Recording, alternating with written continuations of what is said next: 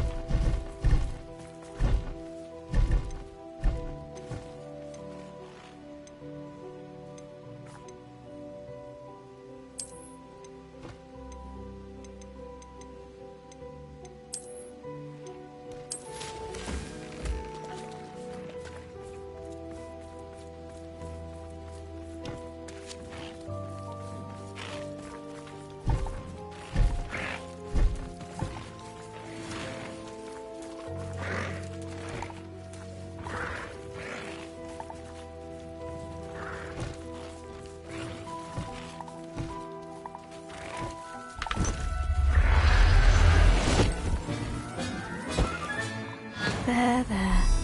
I'm not going to hurt you.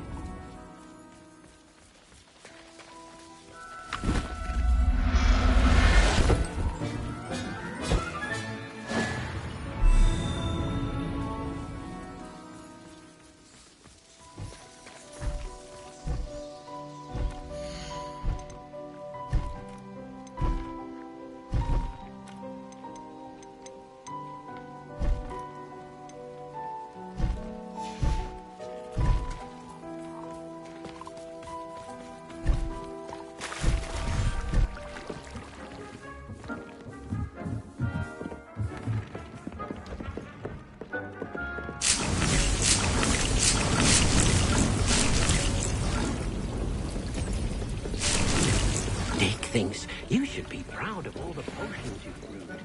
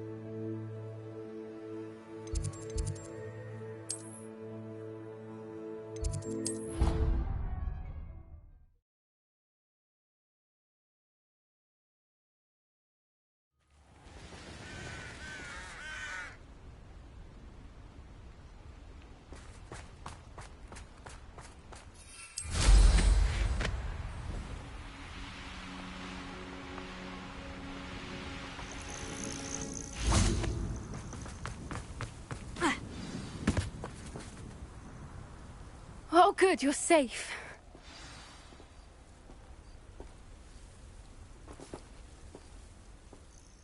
There you are. You were in such a state when you left. The poachers got to my gran.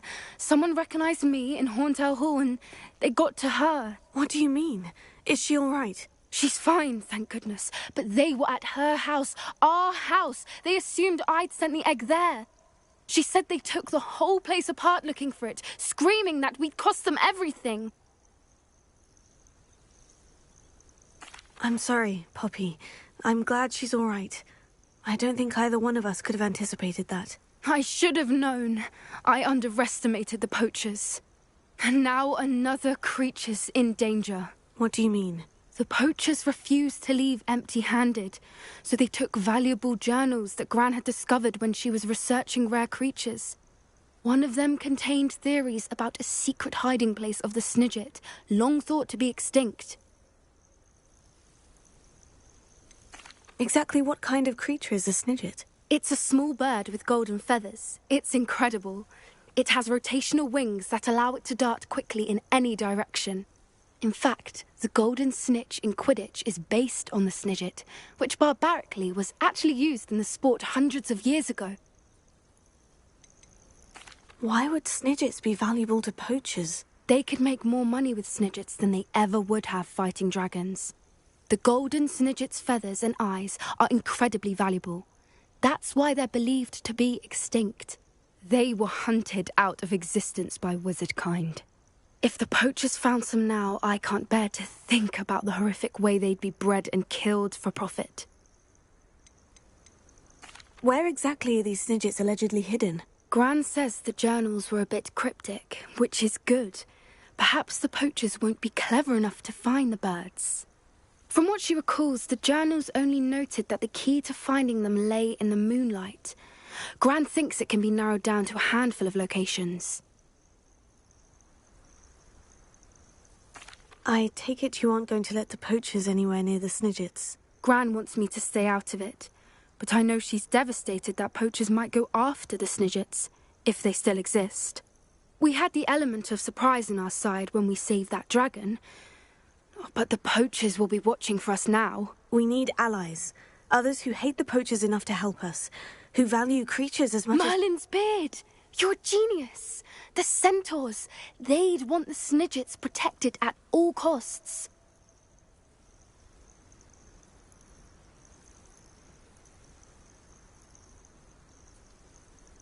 Sounds as if we need to go and talk to the Centaurs. We'll need to be careful in how we approach them. Tensions with them are high. Still, I think they may be our only hope. Let me think on it. I'll let you know as soon as I have a plan.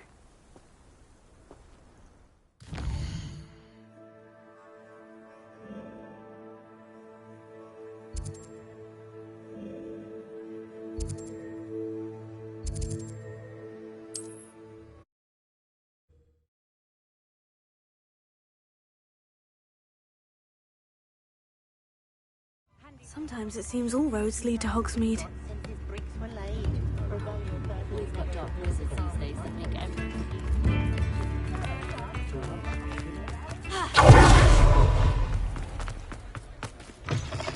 Come in. Sorry if there's a smell. New batch of toad-hide.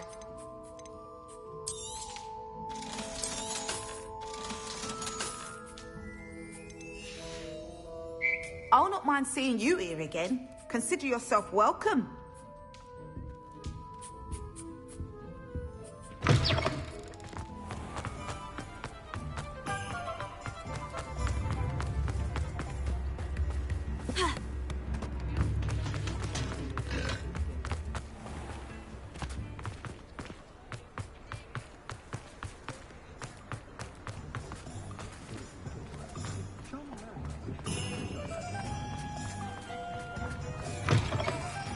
It is wonderful to see you back here. Oh, perhaps today you have something you'd like Penny to sell for you?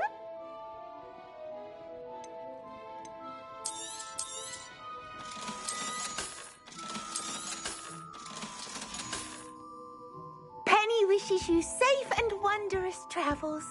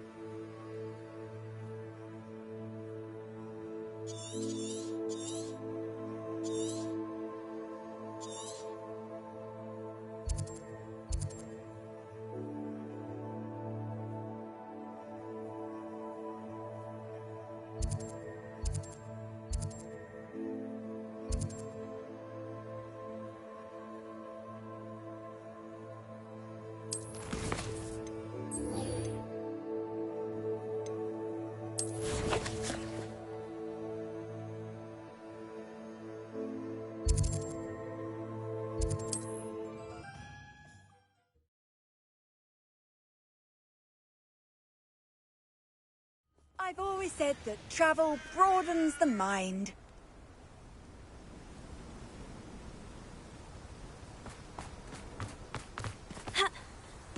Oh, here's a pleasant surprise.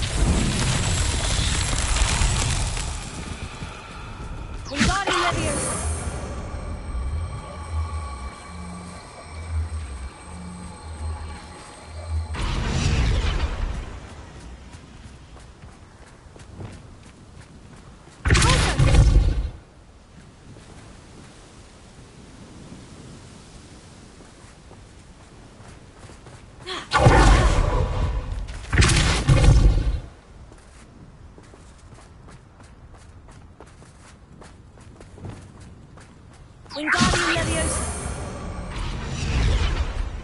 I should investigate.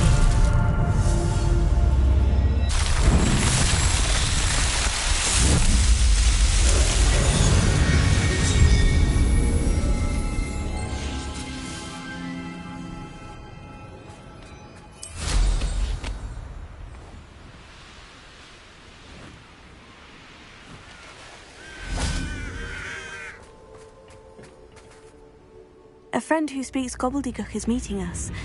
Before he arrives, perhaps you could tell me why we're here. Of course. Unfortunately, presenting Ranrock with the Helmet of Urtkot did not have the effect I'd hoped.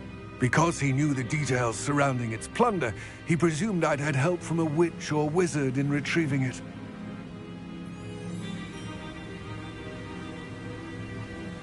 How else did he expect Goblinkind to get the helmet back?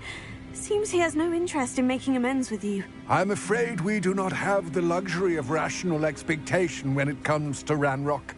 Damn Bragbor and his blasted journals. Bragbor? An ancestor of Ranrock's, renowned metalworker. If we are to work together, I suppose I must tell you more. Not long ago, Ranrock sent me to collect a recently unearthed set of Bragbor's journals. They described repositories that Bragbor had been commissioned to build for a group of witches and wizards. What do you mean, repositories? Large, magically fortified receptacles crafted from goblin metal. Ranrock recruited others to help me locate the repositories. We were to search anywhere that was connected to 5 names mentioned in the journals: Rackham, Fitzgerald, Bakar, Morganach, and Rookwood. Rookwood Castle. That is where we began our search. Why does Ranrock care so much about these repositories? He cares about what they contain. For centuries, wizards have refused to share their magical knowledge with goblins. Your kind will not even let us carry wands. Thus, many goblins, myself included, have spent our lives mistrusting wizard kind. Ranrock was convinced that the repositories contained a magical power that wizards wanted to keep for themselves. He is determined to take it for goblin kind. But Here comes my friend Amit. Probably best to continue our conversation later. Greetings, Lord Gok. It is an honor, sir. You speak gobbledygook. Oh, Bagalio. Enough. Please do not tell me that was meant to be gobbledygook. Well, yes. Perhaps my pronunciation was a bit off. I imagine certain dialects differ.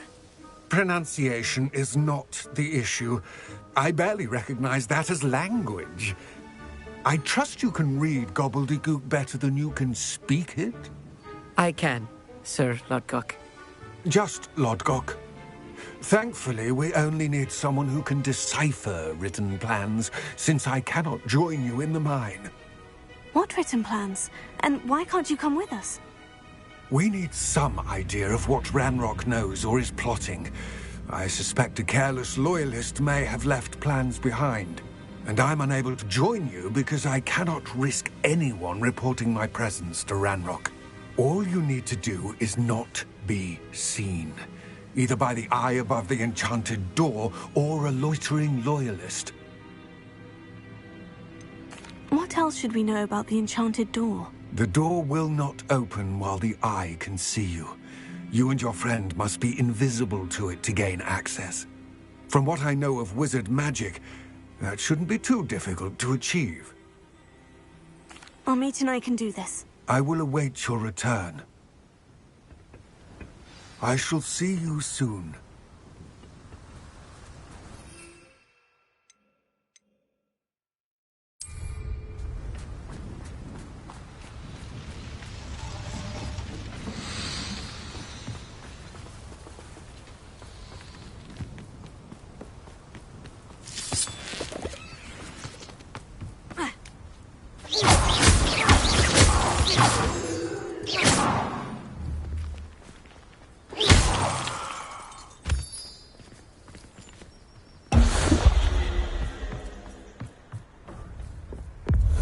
The door is looking at us.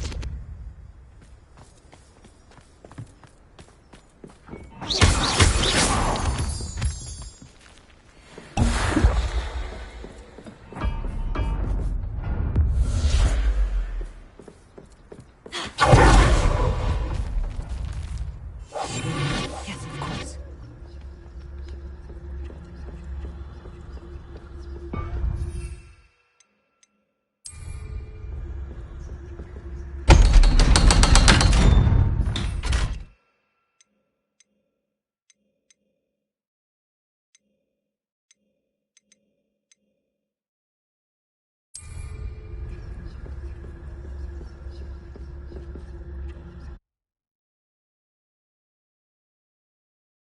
Books so rarely prepare one for reality.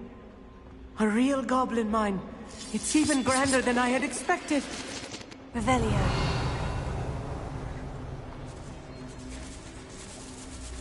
I cannot believe I met a goblin. Let's just learn what we can and get out. Look at this leaf. Impressive workmanship for so simple a device. Impressive workmanship aside, it's the only way forward.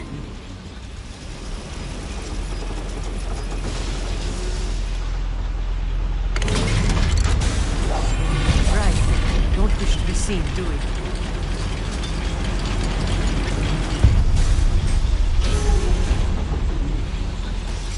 I still can't believe we're inside a real goblin mine.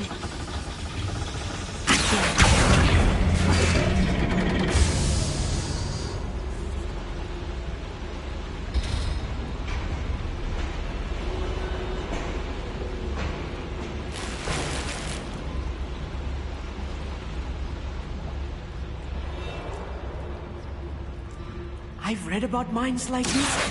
Seeing one is something else altogether.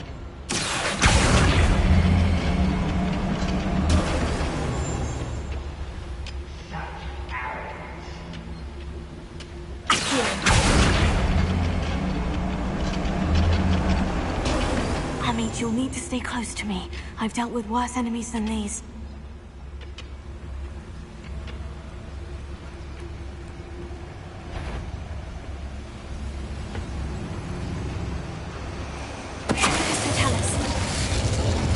Where are those plans gone?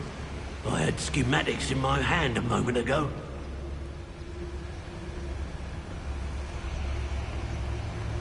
Matter of time till Ranrock sets things right.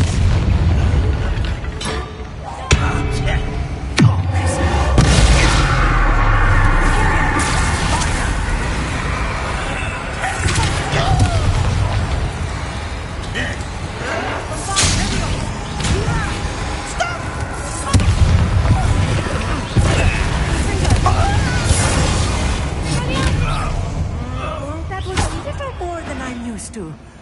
I'll get us through here safely, Amit. You have my word.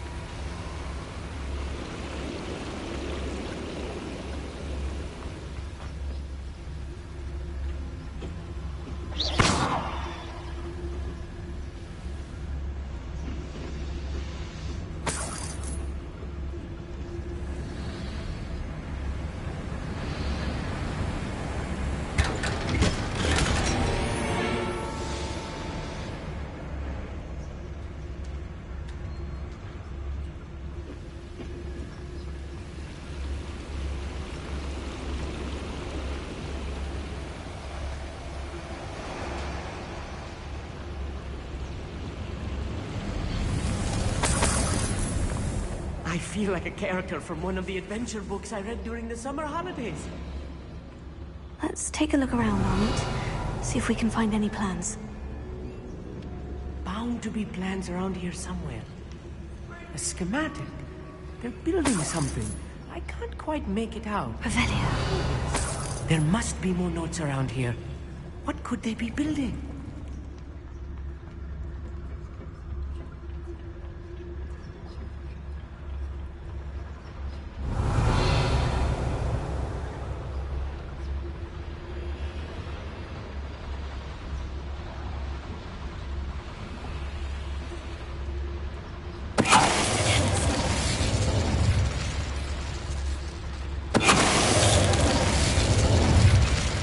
That's the last loyalist. Unfortunate, really. I'd imagine most goblins to be brilliant and kind. Fascinating to see gobbledygook written in a goblin hand. The flourishes are extraordinary. Let me know if you see any more plans or schematics. We can't return to Lodgok empty-headed.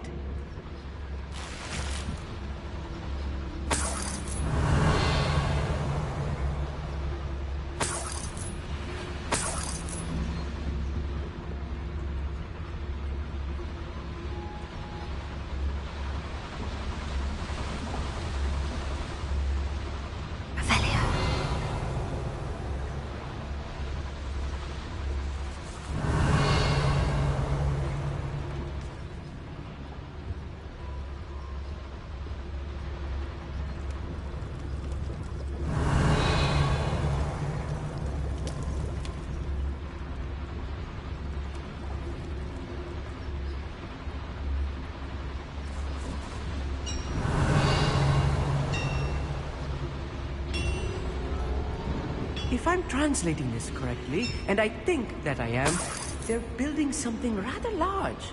But what? I will get to the bottom of what they've been building down here.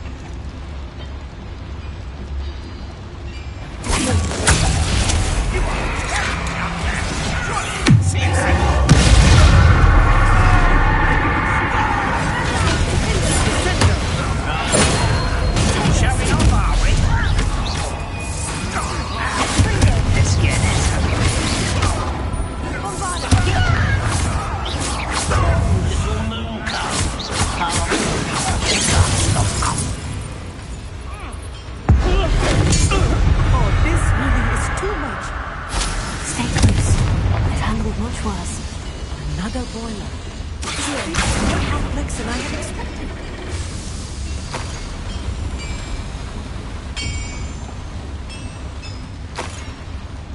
Revelio. I'm quite good at sneaking about. You'll see.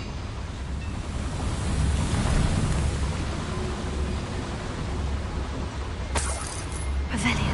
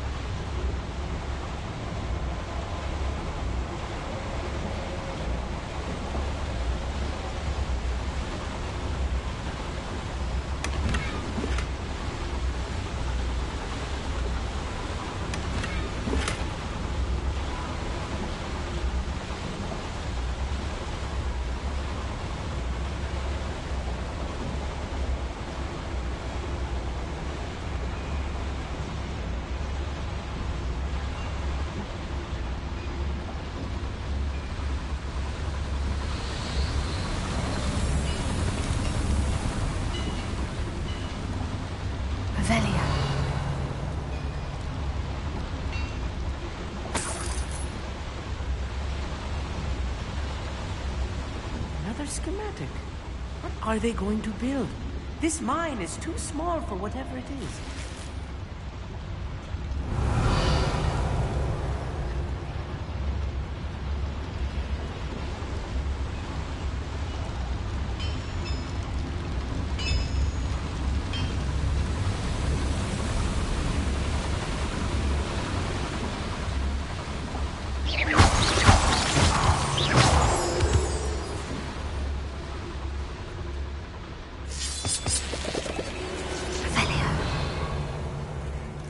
Devil's snare. Nasty stuff if we're not careful.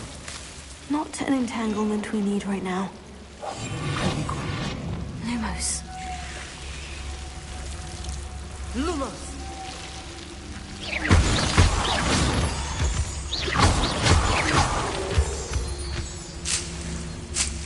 Revelio.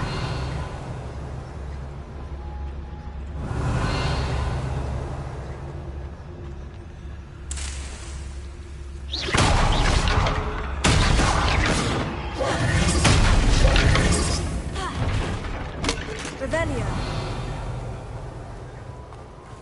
Lumos. Don't be Lumos. seen, do it. Lumos!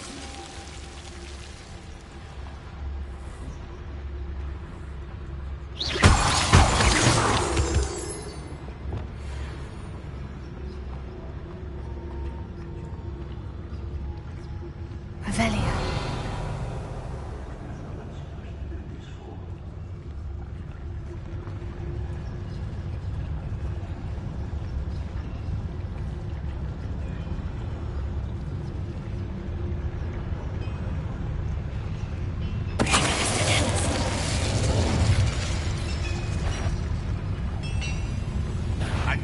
Not your best moment, I fear.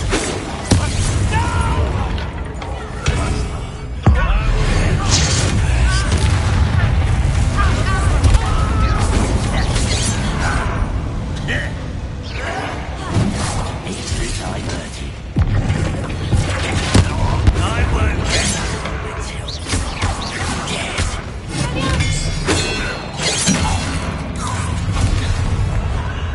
dead.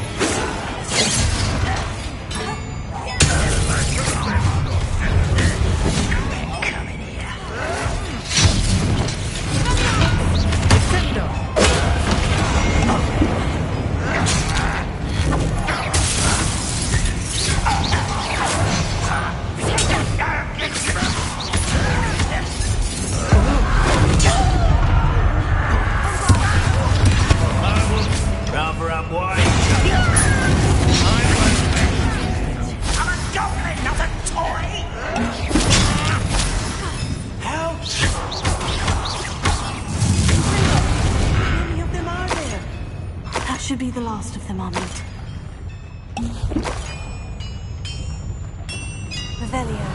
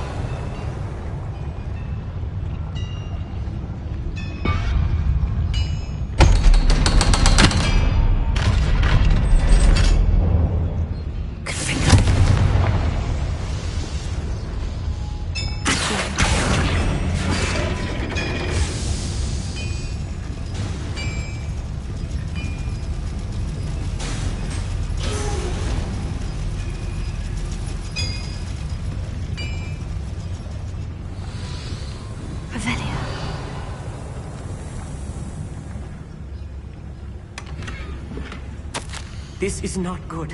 They're building enormous drills, bigger than this mine could contain. Let's get out of here and tell Lodgok what we found.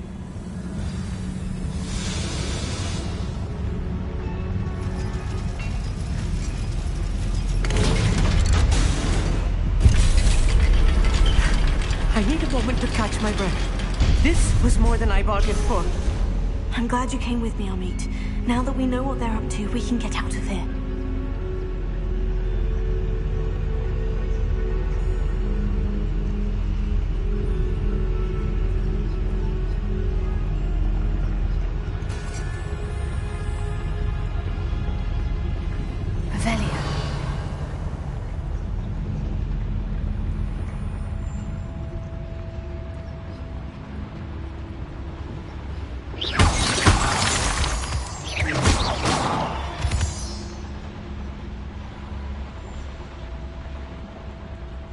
Alohomora.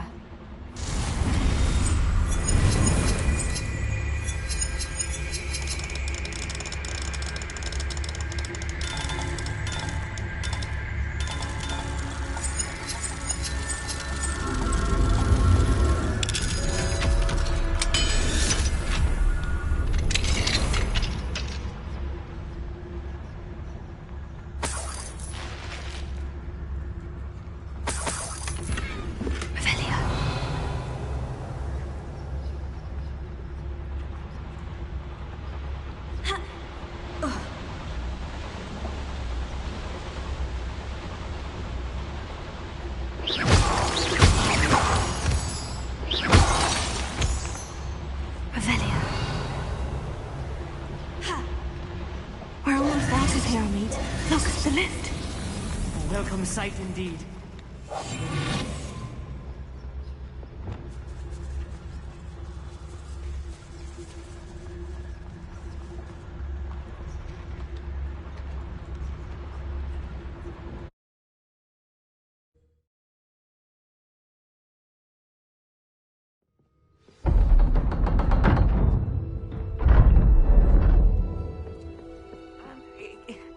Can we please talk about what just... That wasn't so bad, was it? It was. It really was. I'm afraid I've had enough adventure for one day.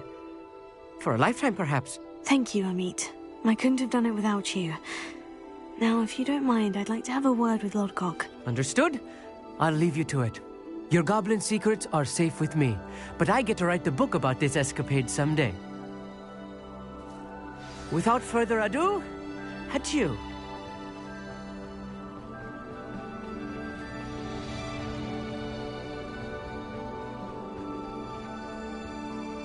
They're building enormous drills.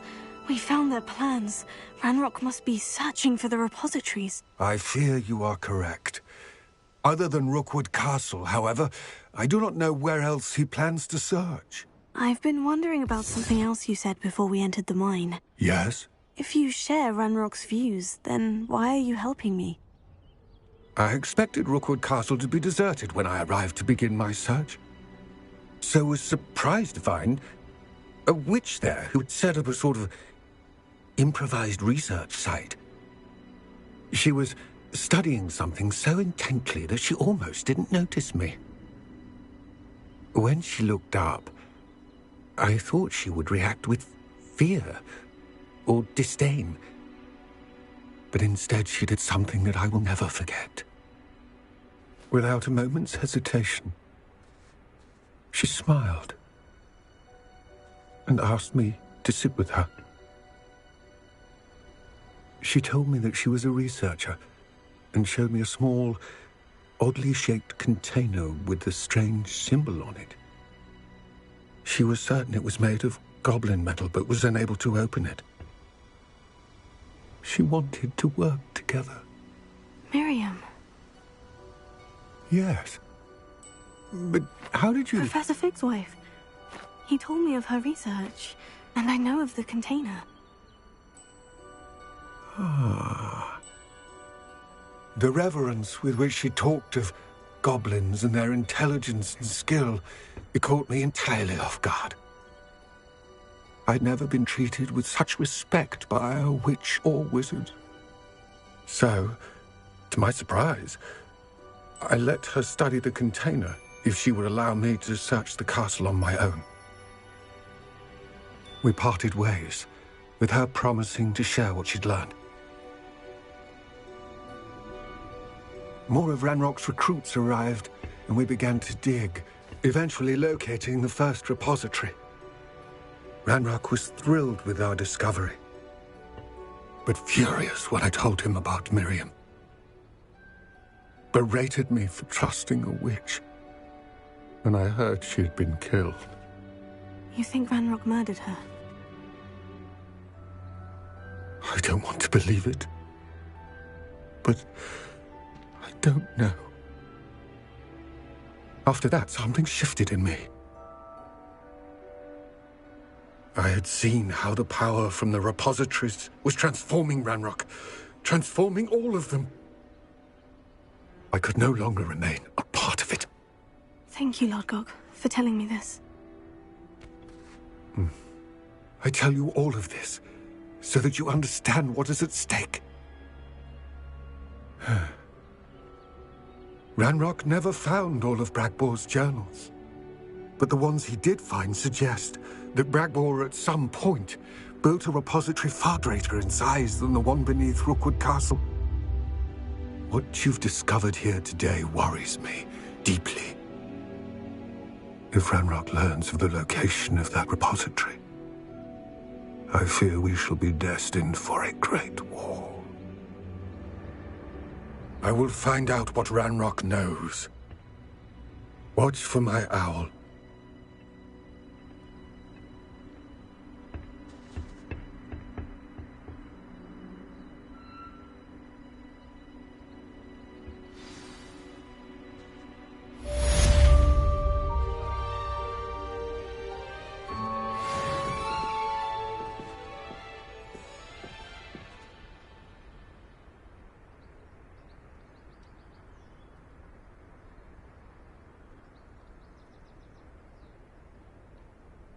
I hope Professor Fitz... I believe my next broom upgrade to be even more impressive than the last. Come by Spint Witches as soon as you can.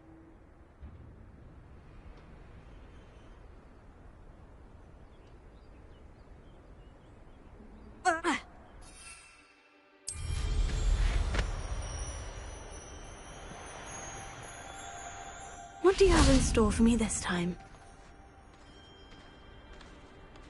Revelio.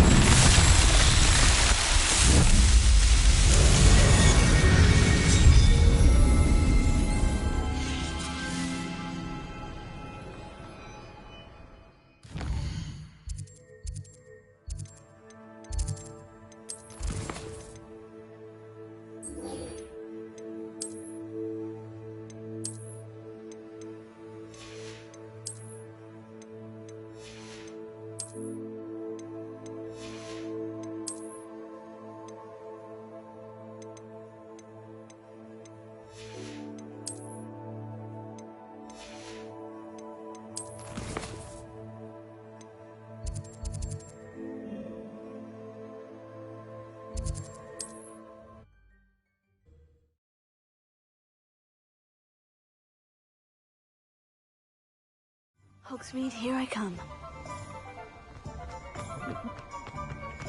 Being an officer of the law requires one like Hogwarts. Hello again.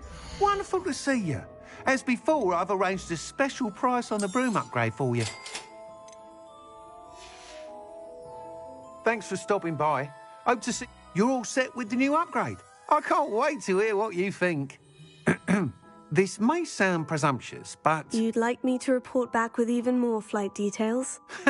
You know me well. I feel I'm almost there. I just think I can improve broom flight a bit more. Miss Ray's is running a time trial at the South Coast course.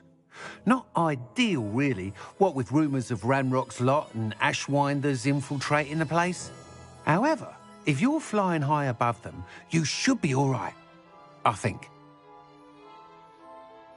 I'm not worried, Mr. Weeks. I'll see if I can find Imelda. I hope you are able to complete these trials. I have a feeling this final upgrade is going to be a sweeping success. Do be careful, of course. I shall look forward to hearing from you soon.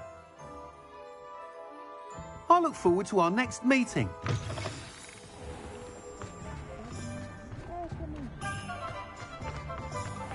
Perhaps I could test out my new upgrade on the way. It is wonderful to see you back here. Oh, perhaps today you have something you'd like Penny to sell for you?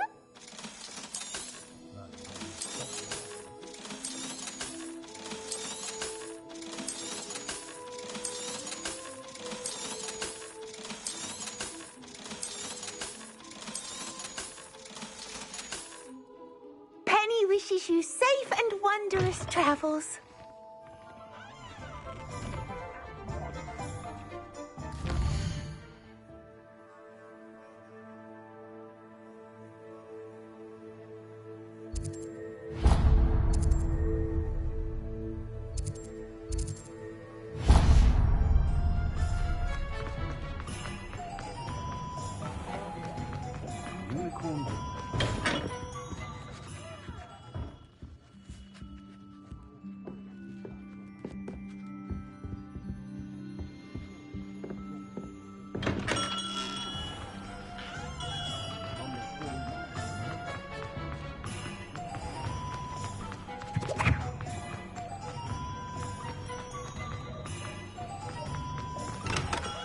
We have everything a young student might need when it comes to potions.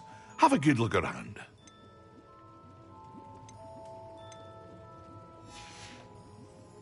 I hope to see you again. Farewell for now.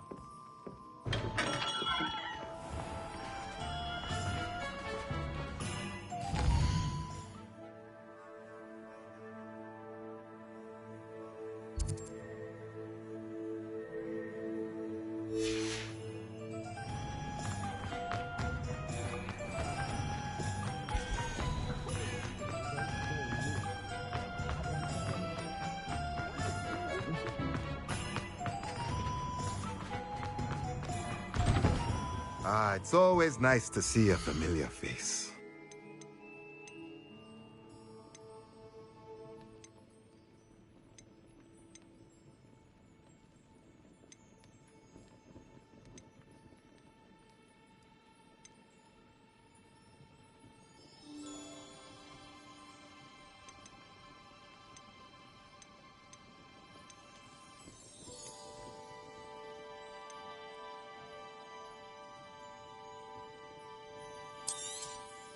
Nothing like finding just the right thing, is there? Let me know if there's anything else I can do to help.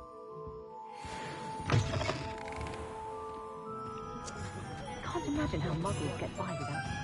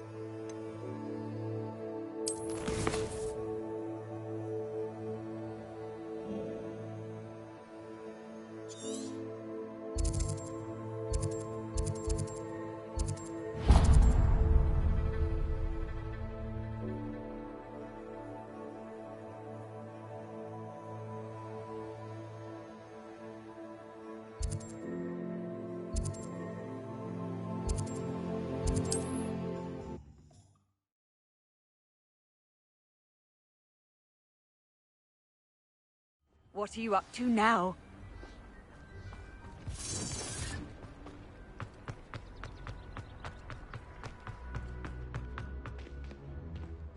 You can feed a beast, or it can feed you. Get my meaning. Here to put your heads when our expectations might like spectacles. Here on your conscience. Revelio.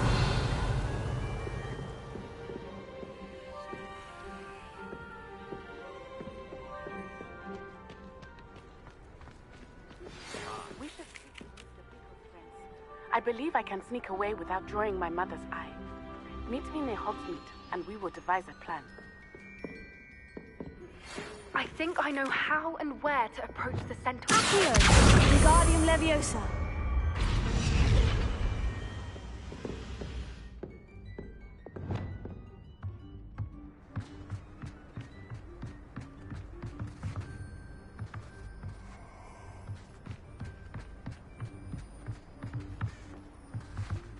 Oh, I'm going to enjoy this. Ha ha! Time to teach someone a lesson!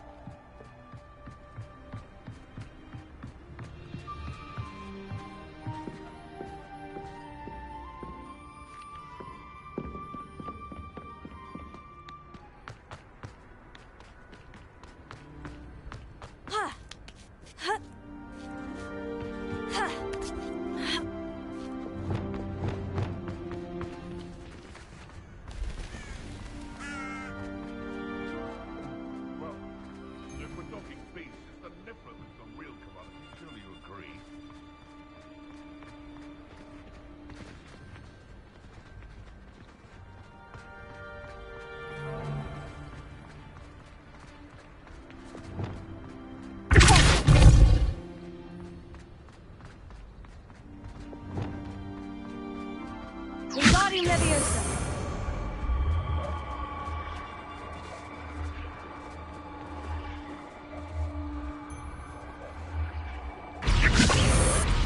Arresting the rest. Wingardium Leviosa. Arresting the rest.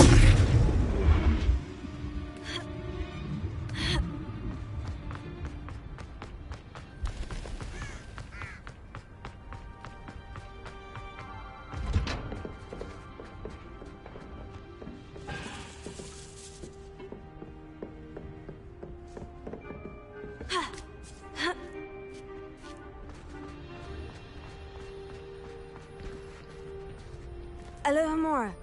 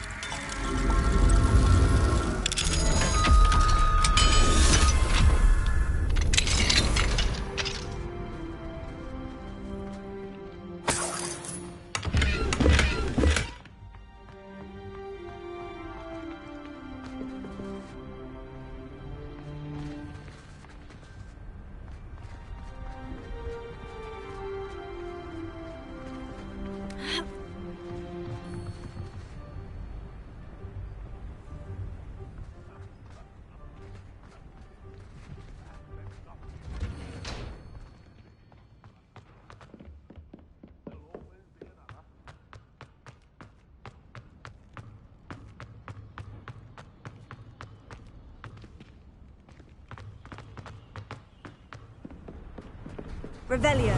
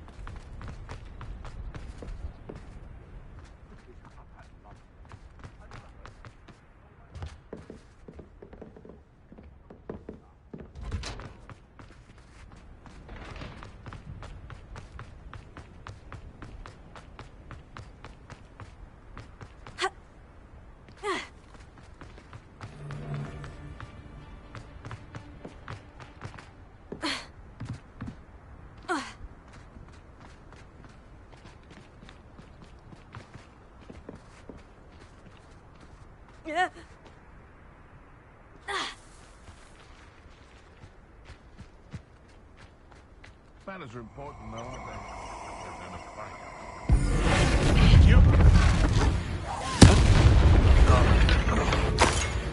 Oh, I'm going to enjoy this.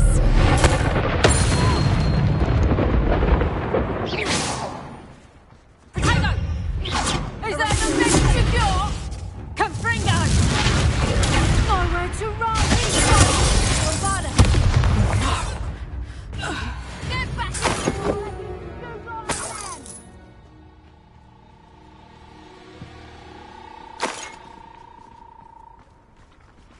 Knew I'd find you! Levioso! Levioso! A wand!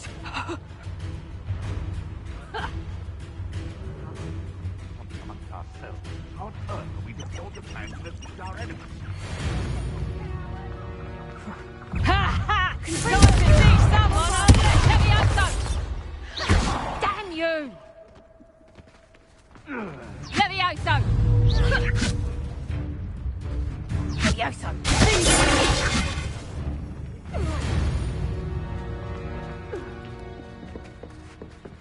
Revelio.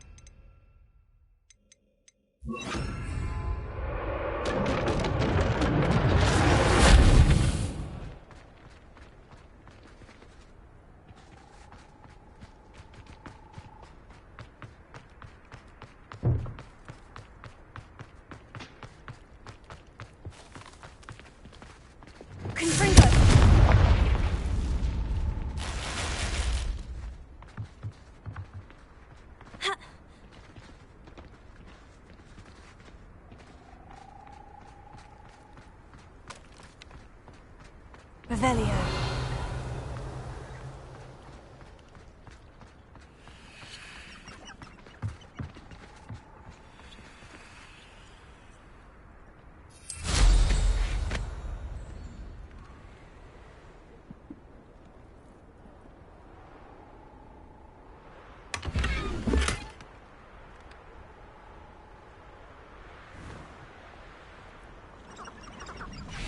Bombarda!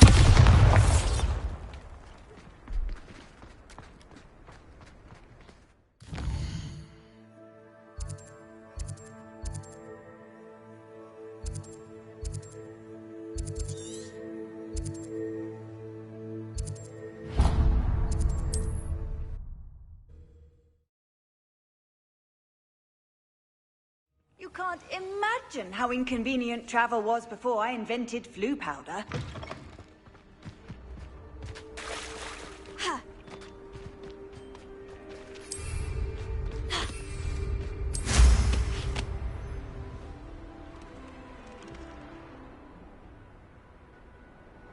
Revelio.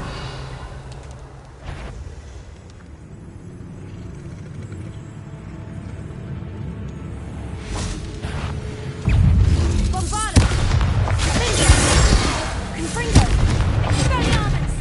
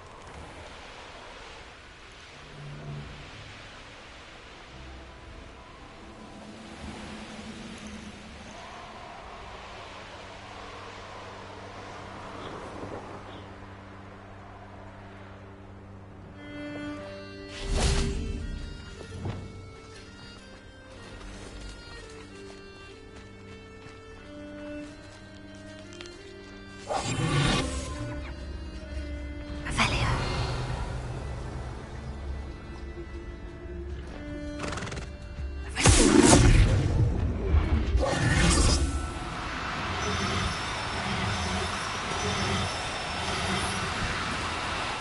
Now, I'm only trying to help.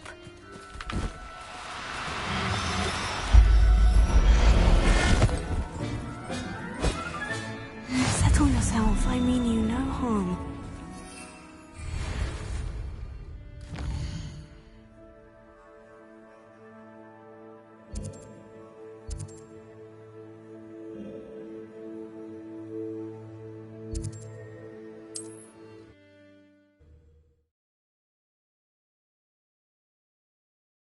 Handy resource indeed, your field guide. I'm most pleased to be included.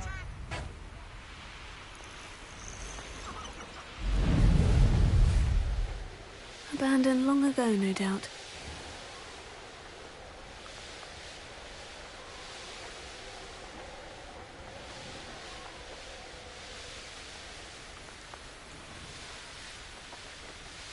Are you ready to put an end to Harlow? I'm ready to do what's needed to take Harlow down. I know you have a plan. We must gather information from the friends of Mr. Bickle that Archie and Mrs. Bickle mentioned. Agabus Filbert, Otto Dibble, and Mr. and Mrs. Rabe. All right. I suggest that you speak with each of them while I head to the Hog's Head. I saw some Ashwinders heading there. And as my mother would never go near the Hog's Head, she is less likely to learn of my activities than if I were to wander the village questioning its residents. Where am I to find these friends of his? I do not know about Mr. Rabe, but his wife, Daisy, is often in Hogsmeade, as is Agabus Filbert. And Otto Dibble, he works at Gladrags, so you will likely find him there. What sort of information am I trying to gather from these people? They may know what evidence Mr. Bickle had against Harlow, or they may have evidence of their own. We simply need to know whatever they know. Very well. I'll speak with them. See what I can learn. I knew I could rely on you. We need to know how they are being blackmailed by Rookwood and Harlow. Meet me here after you have spoken with them. Hopefully, by the time you return, I will be able to move a bit more freely.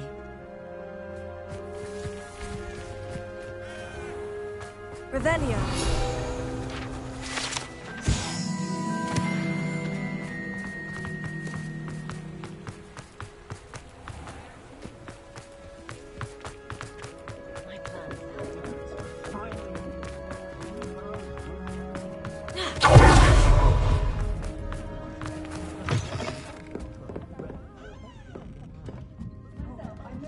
Mrs. Rabe should be nearby.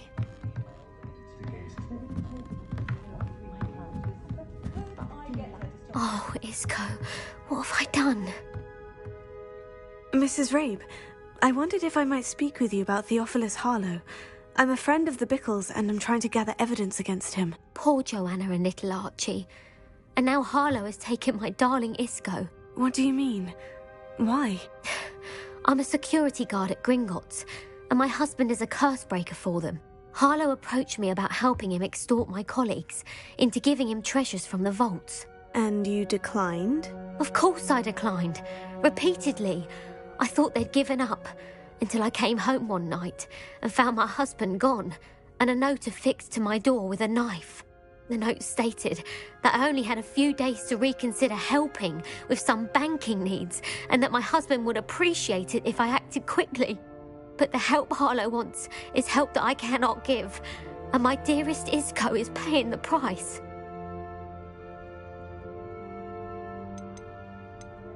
Why wouldn't Harlow extort your husband? Isco's job is even more removed from the vaults than mine. He travels the world for the bank. He could do nothing for Harlow. I'm the one in the bank on a daily basis, which evidently makes me an enticing target for blackmail.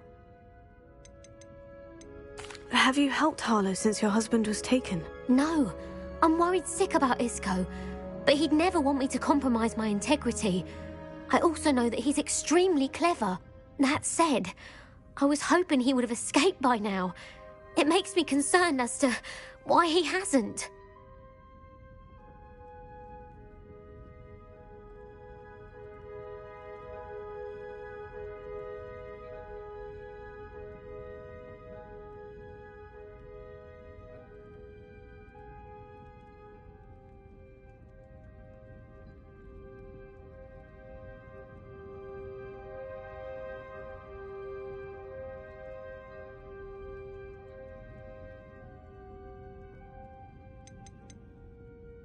Are you sure the note means that your husband was kidnapped? What else could it possibly mean? Besides, I came home to find that someone had trampled the daisies in our garden. It may sound silly, but those were Isco's pride and joy. He would never have let that happen.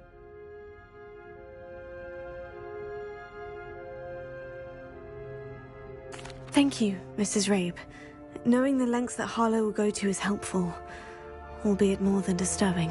Mr. Bickle was trying to help us, but now he's gone. I don't know what to do. I shall do all I can to get evidence against Harlow, Mrs. Rabe. Very well. Here's the note I received. You must be careful as well. Please don't put yourself in danger. When I need to replenish my hydrology supplies, I go to Timothy Teasdale at the Magic Loop. Easier on my nerves than dog-reading death. Some evidence worth hanging on to. Thank you. I hope it's not too late. Now to find Mr. Bickle's other two friends.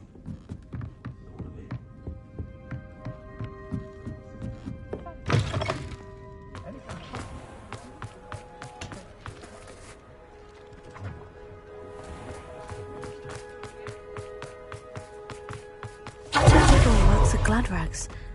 I should check there. Please tell me you didn't take it. But perhaps it's been here all along.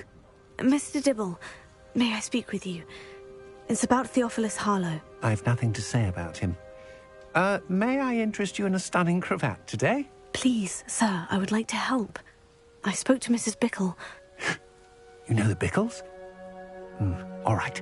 But we must be discreet. Can't have Mr. Hill hearing this. I know Mr. Hill. He was kind to me the day of the troll attack. Oh, he's a good man.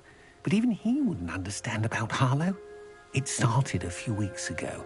I was distracted, reading a note, when you-know-who came into the shop. I hid the note behind the counter and offered to help him. He stared at me for a moment, then asked me to check on an order he'd placed. I went into the storeroom to check on what turned out to be a non-existent order. When I returned, he was holding the note. What was in the note? It was a note from Rosie Hill, Mr. Hill's daughter. You see, we've been, well, secretly engaged these past 6 months. We haven't told Mr. Hill yet. I dare say he has higher hopes for her. Harlow advised me in no uncertain terms that my relationship with Rosie, not to mention my employment here, depended upon my cooperation. What did he ask you to do? It all happened so quickly. In an instant, he took a very expensive scarf from the counter, pocketed it, and smiled. He said, "Your secret is safe as long as I can supply my lady friend with delightful items like this every so often." I've been able to cover for his requests until now with some creative bookkeeping, but I can't keep it up for much longer. I'm terrified to say anything. I could never live without Rosie.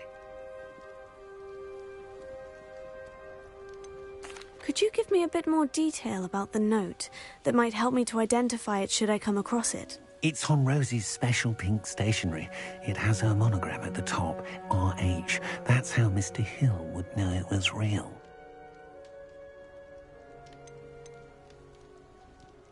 What have you been doing to keep the extortion a secret? Well, as I mentioned, creative bookkeeping. And I've also been trying to cover the costs with my own savings, but I'm running out of money. Of course, none of this bodes well for my efforts to improve my circumstances and to be worthy of Rosie.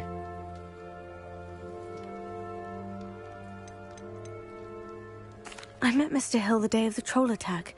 He was kind to me. Why don't you just tell him? He's a lovely man.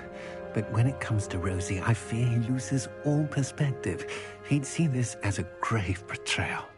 I'd lose my job instantly, and Rosie as well.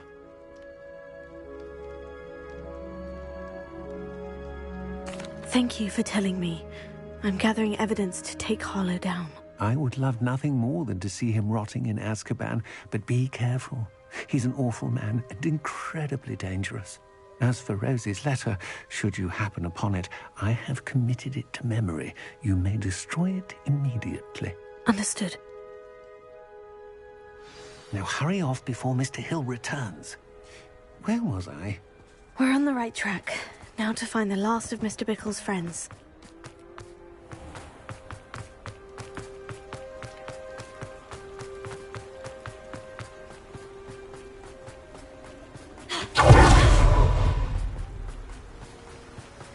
Agabus Filbert must be around here somewhere. Excuse me, Mr. Filbert. I wondered if I might speak with you about your dealings with Theophilus Harlow. I hope to ease Mrs. Bickle's mind by gathering evidence against him. Tragic, what happened to Bickle. He wanted me to speak out against Harlow for an act of violence committed against me. But I feared Harlow's retaliation, and so I refused. You may have shared Mr. Bickle's fate if you had spoken out against Harlow, as he requested. Unfortunately, I suspect you're right. You said that Harlow committed an act of violence against you. Could you tell me what happened? Before my extraordinary wife, Dulcibella, passed away, she had just completed a small book of poetry. As a surprise for her birthday, one she never had the chance to celebrate, I had the book beautifully bound and plated in gold. One day, Harlow came calling to punish me for having spoken out against the Neanderthals that comprise Rookwood's lot. Before I knew it, I'd been petrified, and Harlow was rifling through my home. He found the book of poetry, with its exquisite gold plating. I watched helplessly, lying there in my entranceway as he walked away with the book, laughing as he went. I was shaken to my core.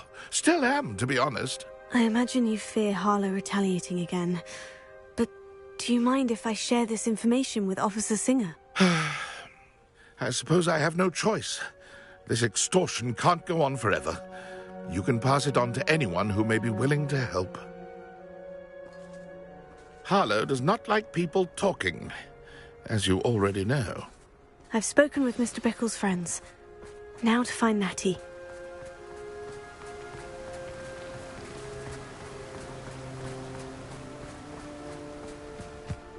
Mother used to say I was lazy. Wouldn't pick up my tools, she said.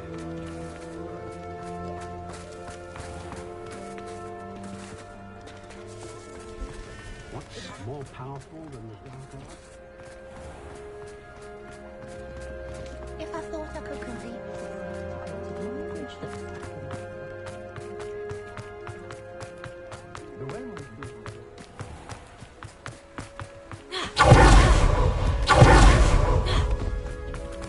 It's not like Natty to be late. She said she was going to the Hog's Head. Perhaps I'll find her there.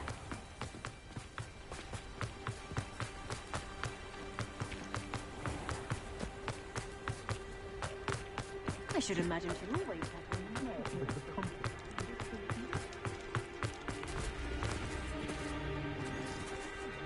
Alohomora.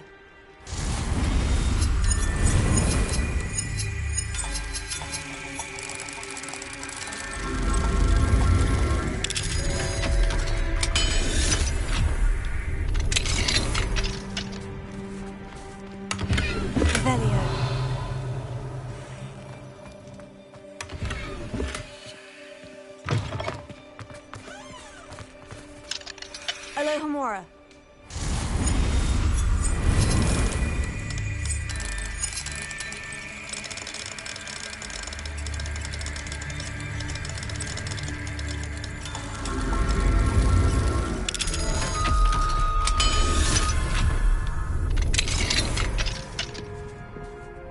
Revelio.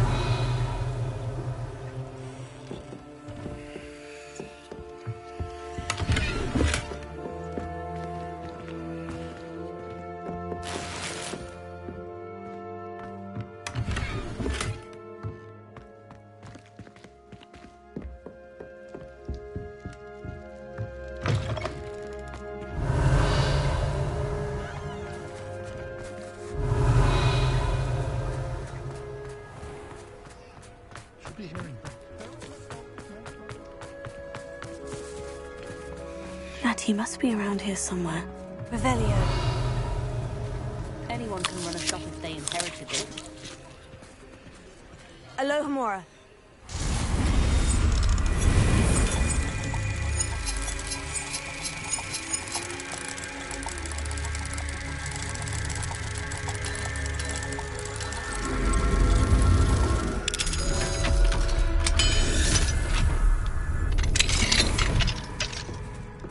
Revelio.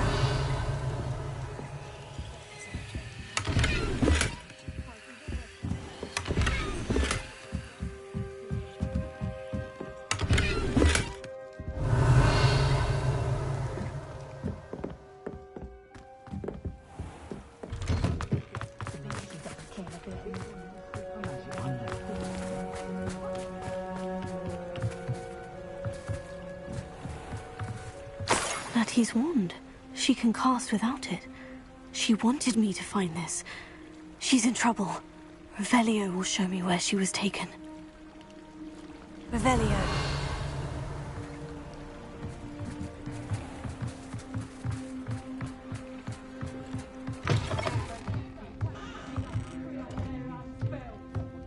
Nosy little students get what's coming to them.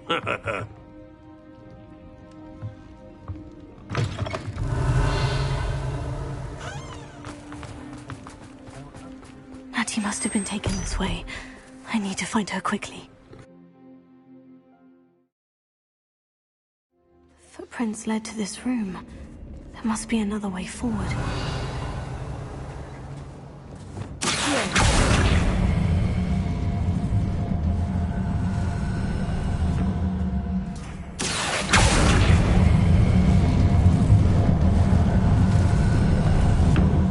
The hidden door.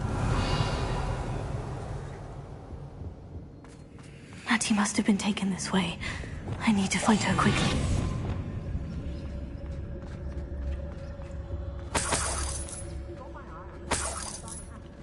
Revelio.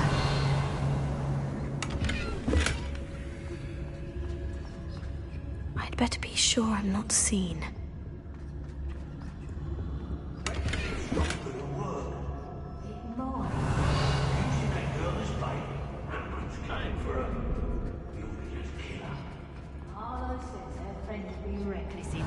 He wants them alive. Only a Hogwarts student would be arrogant enough to come in here alone. Just keep an eye out. Got eyes for me?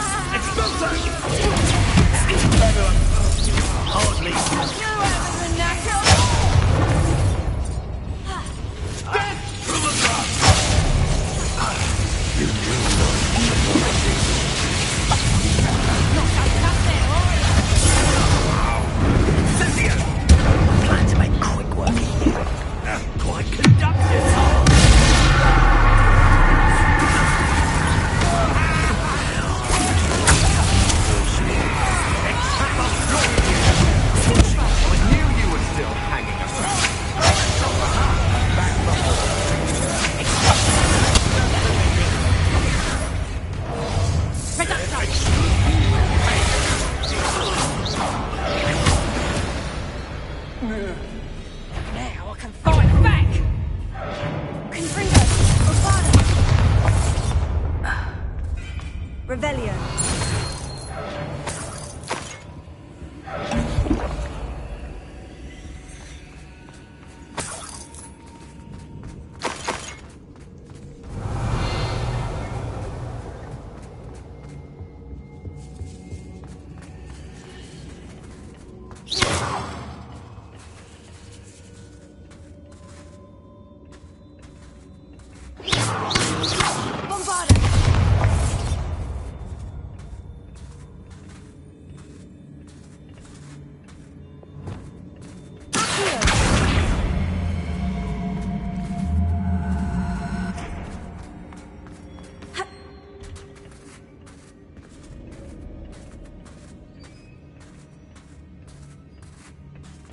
Revelio.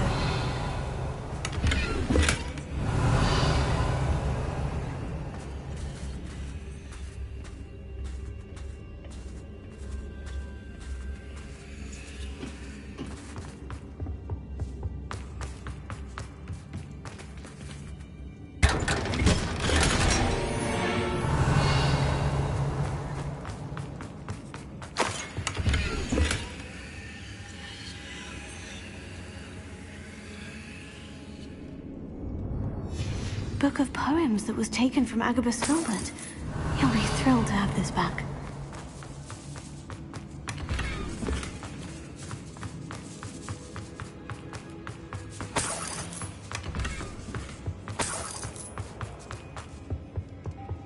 Revelio.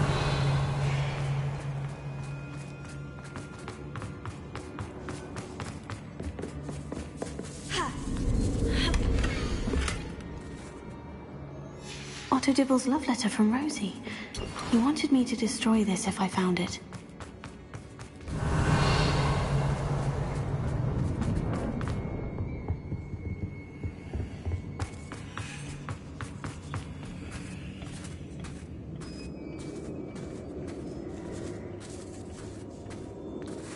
Revelio.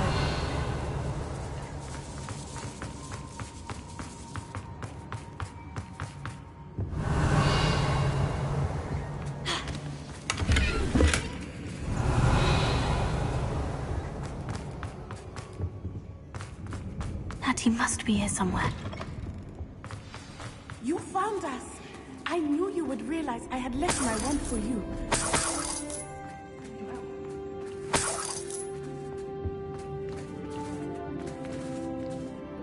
Mr. Rabe? Daisy told me you'd been abducted. You spoke with my wife. How is she? Worried about you. Are you all right? I am all right. Thank you for coming. These locks are cursed, and there's an anti-apparition jinx on the cells. Even Natty's skill with wandless magic cannot free us. I need you to find my wand. Use mine. We'll find yours together once you're out of there. I need my wand for this. Using one with which I have no connection may not work as well or as quickly, and we cannot risk detection. I shall do my best. Any idea where it might be? It's nearby. I can sense it. Understood. I'll find it. Your friend Natty was not able to summon my wand. It must be blocked by something. Revelio.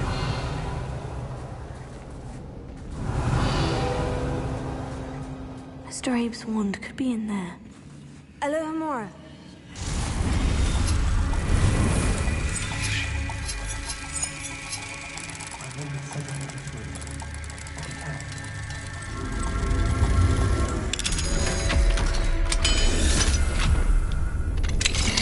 Mr. Abe's wand.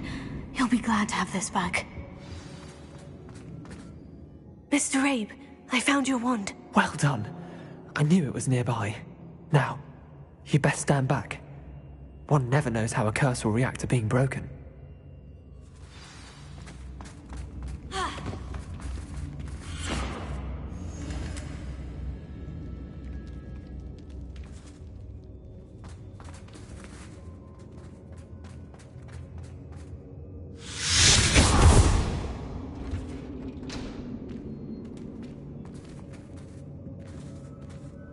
Thank you, Mr. Isco.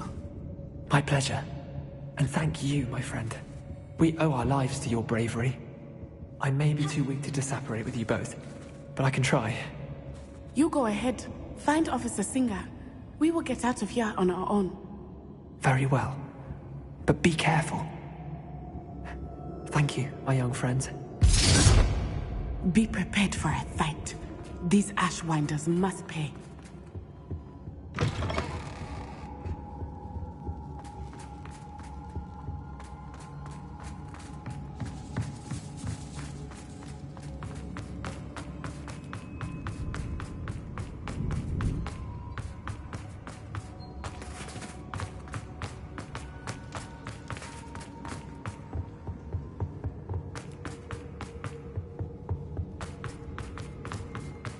Let's find Officer Singer and put an end to Harlow one.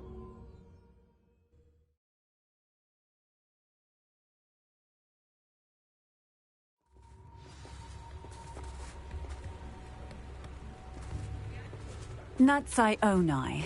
I should have known. And you, the troll dispatcher. Oh, thank goodness the two of you are safe. Isco Rabe told me a couple of students had rescued him. Should have known it was you two. Is Mr. Rabe all right? He is. I sent him home to his wife, Miss Onai. Your mother will not be pleased to learn that you're still risking your safety pursuing these dangerous men. Actually, Officer Singer, Natty and I learned of several Hogsmeade residents who've had their lives threatened by the Ashwinders. In addition to abducting Mr. Rabe to blackmail his wife and Natty, Rookwood and Harlow have also extorted Agabus Filbert and Otto Dibble. I will look into all of that. As for the two of you, I appreciate what you're trying to do, but you are taking great risk.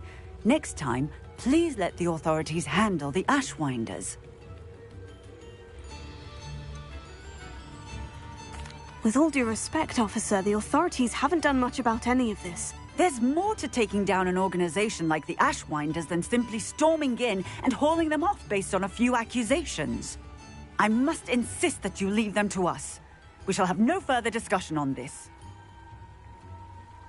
Natsai, you may wish to speak with your mother about this before I do. My mother will not like this. Thank you again for rescuing me. We shall speak soon.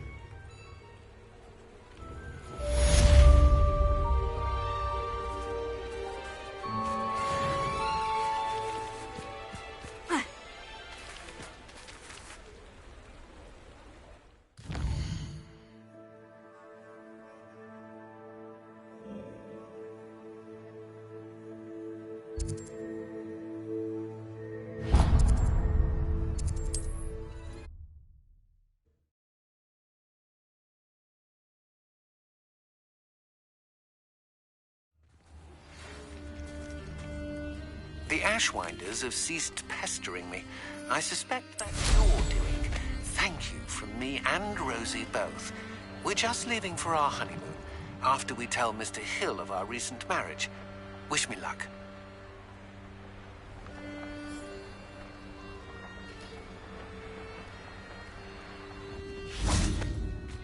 I can do this. I can do this. They will want to help.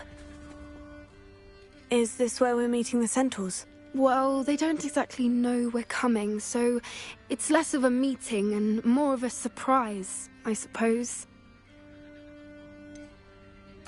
I'm not sure about this. I can't imagine they're fond of being surprised. We don't have a choice if we want to help the Snidgets. Perhaps they'll be able to tell that we're sincere? There's something about them that's so knowing. It's almost unnerving. I suppose they are known for having an air of omniscience. That's exactly the right word. Never mind. What is it? It's nothing, truly. We've no secrets to hide. That's right. We'll simply be honest with them about what we're trying to do. They'll have to help us, won't they? Yes, of course. You're absolutely right. We'll meet with them, tell them about the Snidgets, and I'm sure it'll all be fun.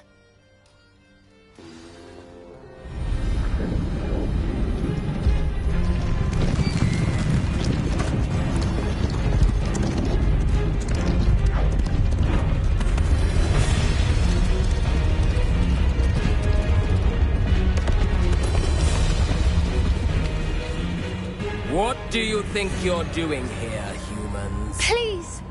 We were hoping to speak with you. Ah! I suppose you'd like a tale for your friends of the time you spoke to a centaur, and it spoke back. No! Never! We're here because we need your help. Enough! You made a grave error in judgment in coming here, little witch.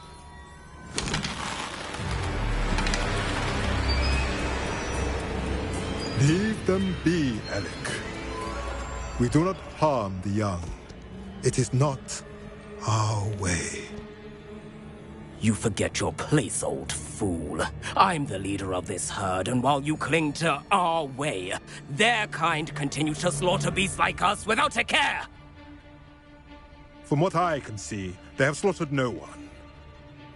They will leave here unharmed. Mark my words, Doran. If I ever see them again, it will be all 3 of your heads.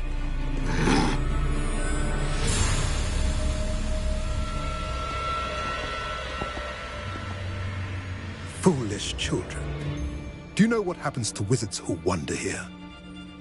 Now, follow me before Golden Snidgets are still alive, and the poachers are after them. They know that the key to finding them lies in the moonlight, but they don't know what that means, yet. Please, help us find the Snidgets before the poachers do. Could it be?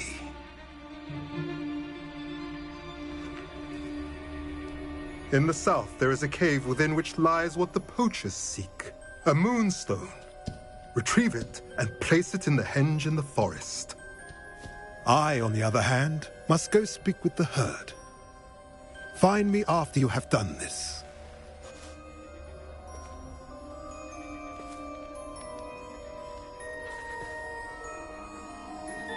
I don't understand. So the moonlight mentioned in the journal doesn't refer to actual moonlight, but to a moonstone. What do moonstones have to do with Snidgets? And why was he so certain about where we could find one? Isn't moonstone all around us? Why retrieve one from a cave? Knowing Centaurs, I suspect he's referring to a specific moonstone. We'll likely know it when we see it.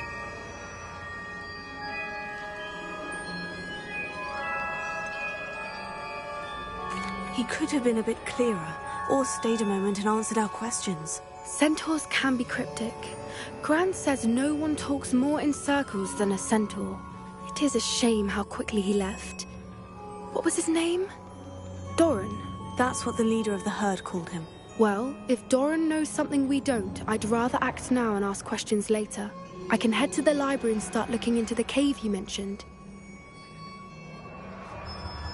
I'll let you know what I find.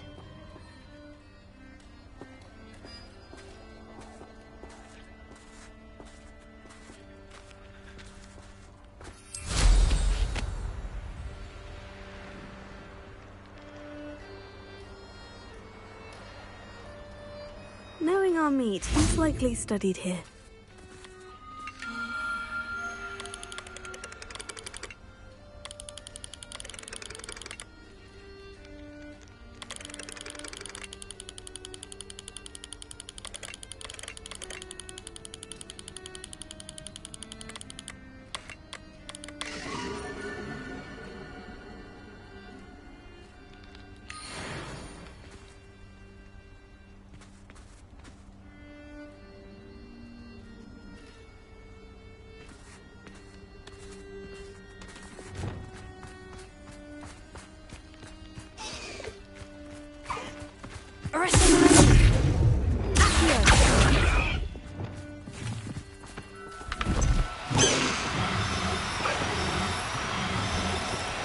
Do cooperate, won't you?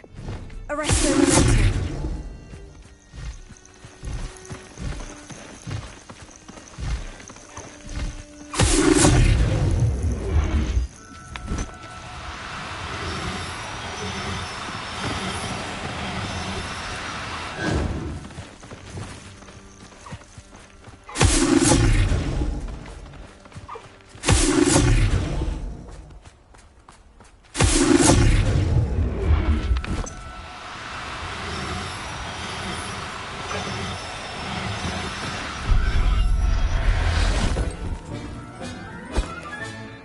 I'll look after you. Revelio.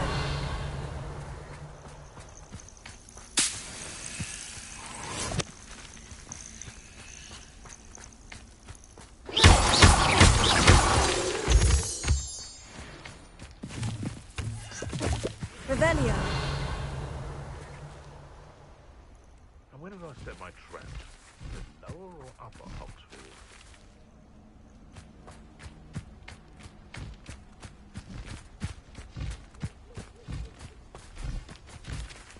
An astronomy table. Should prove useful once the sun's down.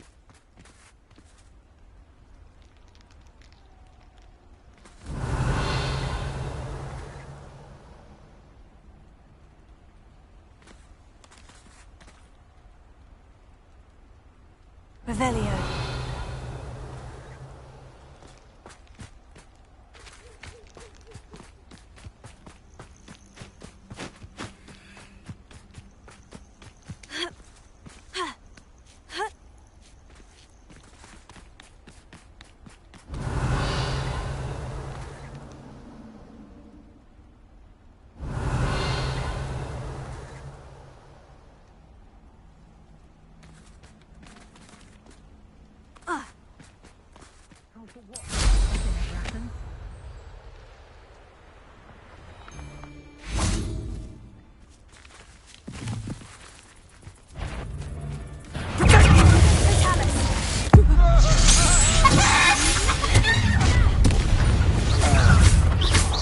Slippery. So very.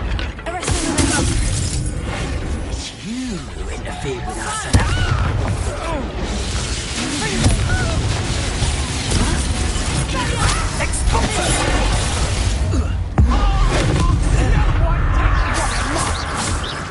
Flash of inspiration. Lumos.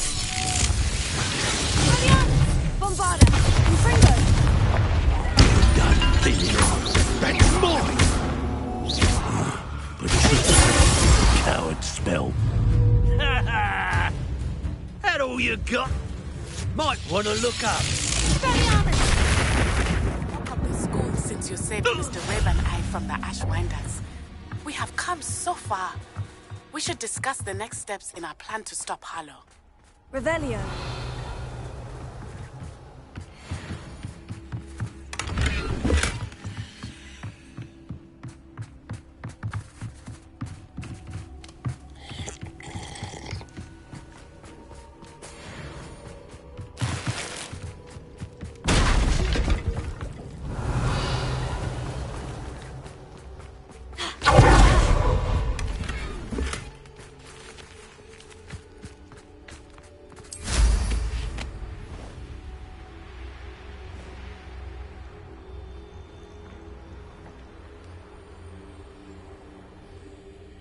Revelio.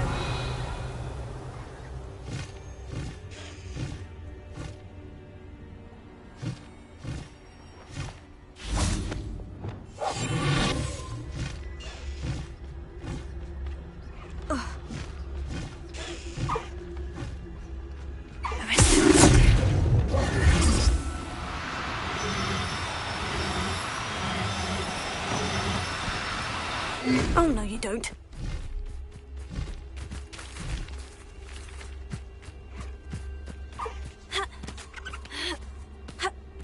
Here's one of those tables Professor Shah mentioned.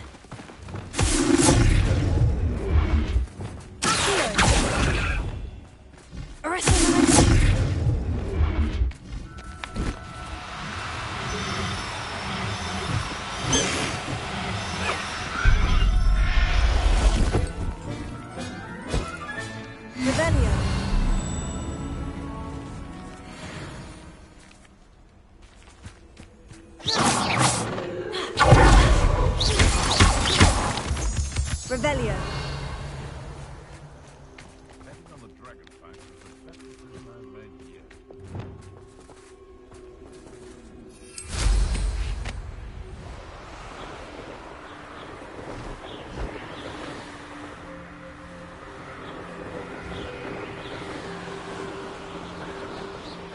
Likely this astronomy table will be best used when it's dark.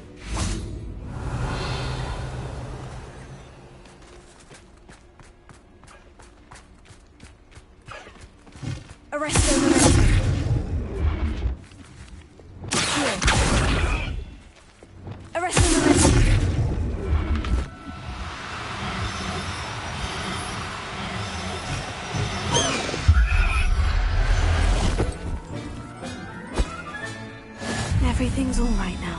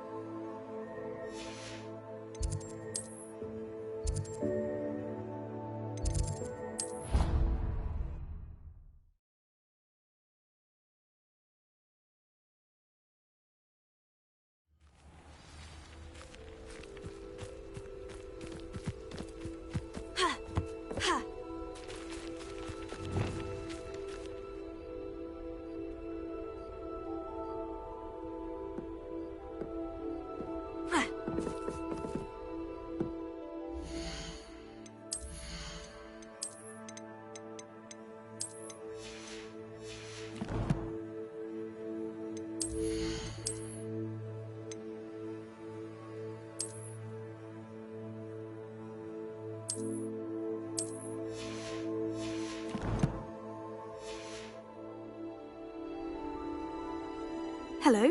Are you here for Summoner's Court? That I am. Don't expect to be as lucky here as you were in Crossed Wands. Speaking of which, care to play a match? Of course, Charlotte. Then may the best summoner win.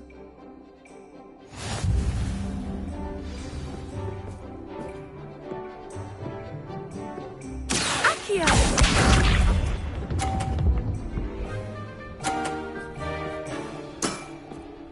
Precisely as planned.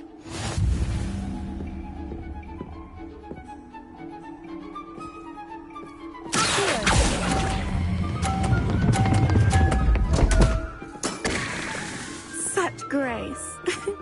Finesse.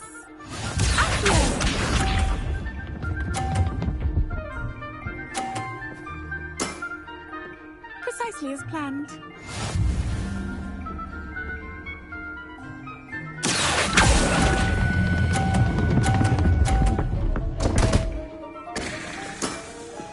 Such grace. Finesse. Accio!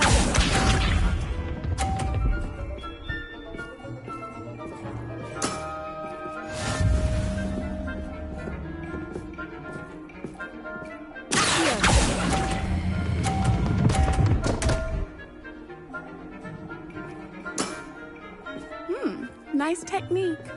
Didn't I say I adore competition?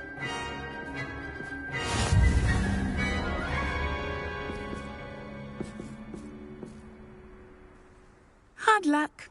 Care for another round? Absolutely. Don't count me out yet. That's the spirit.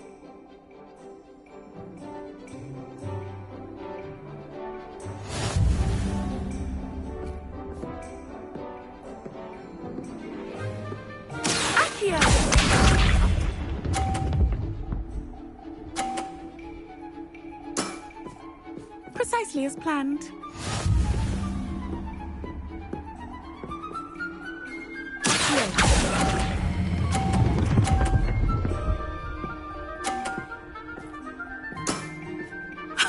Sting me with a billywig. I'll never top that. Accio!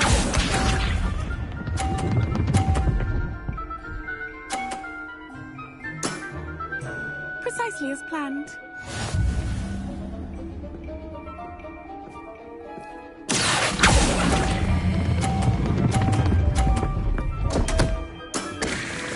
Such grace. Finesse. Accio!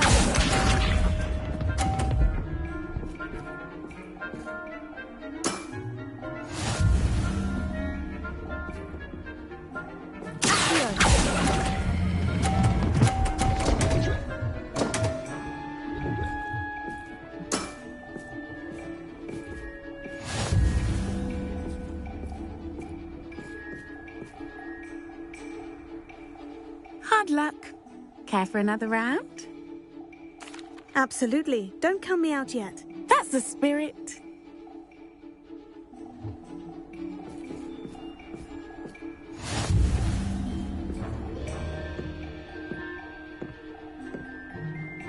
Accio!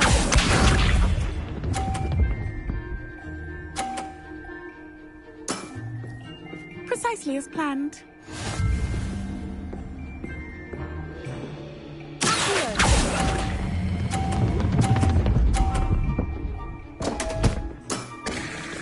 Such grace.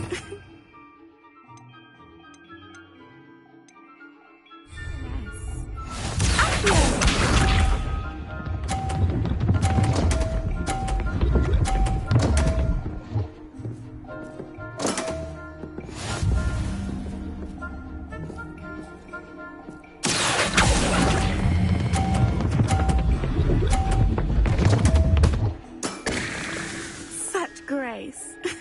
Finesse.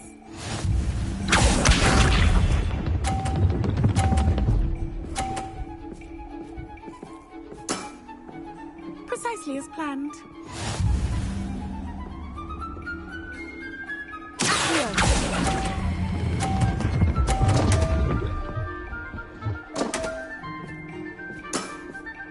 Such grace. Finesse.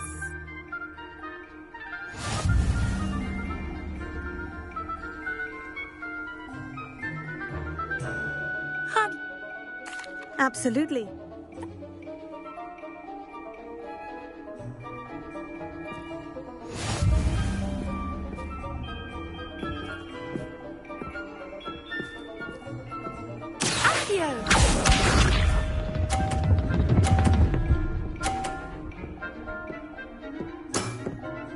Precisely as planned.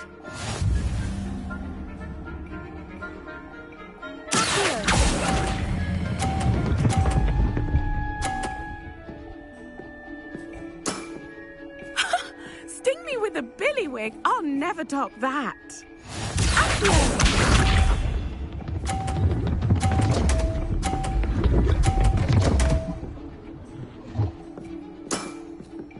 Precisely as planned.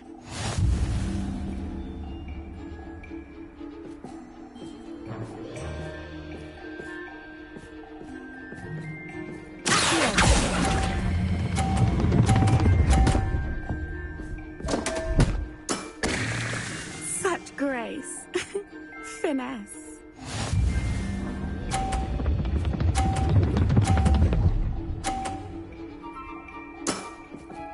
Precisely as planned.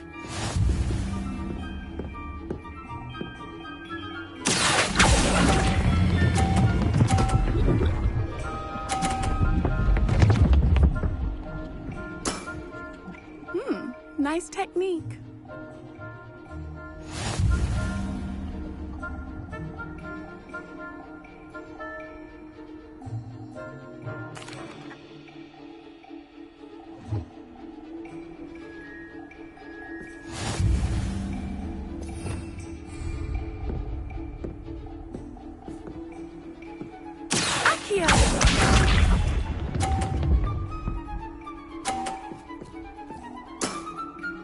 Precisely as planned.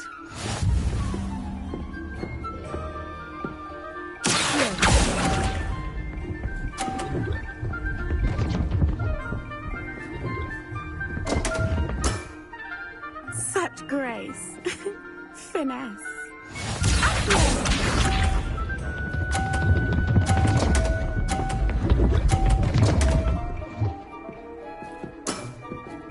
Precisely as planned.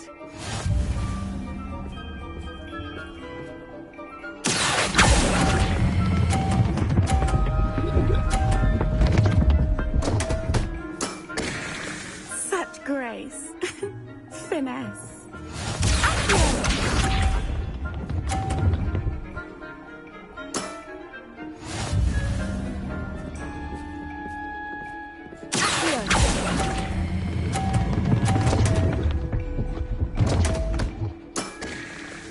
Such grace. Finesse. Potato.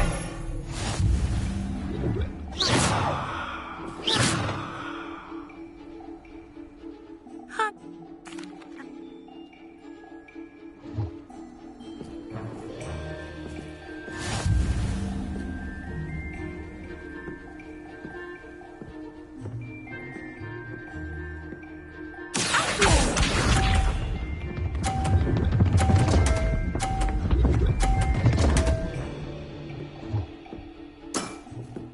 Precisely as planned.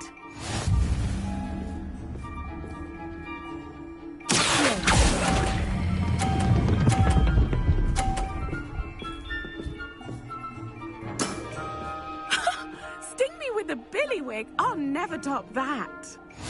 Accio.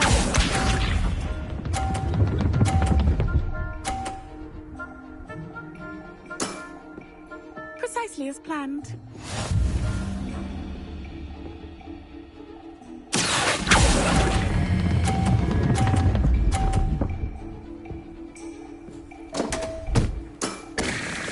Such grace. Finesse.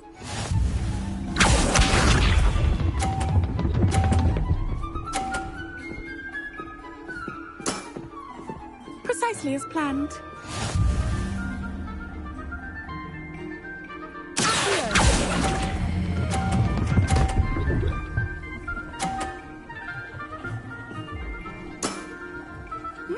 Nice technique.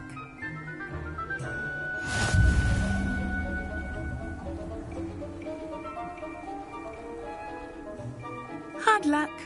Care for another round? Absolutely.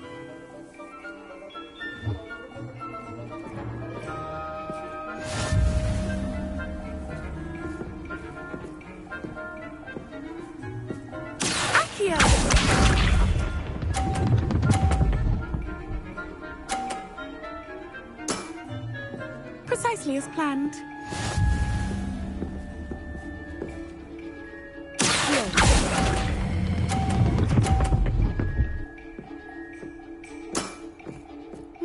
Nice technique.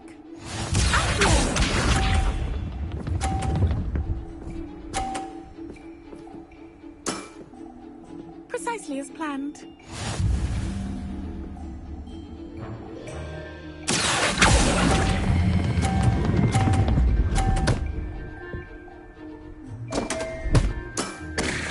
Such grace. Finesse.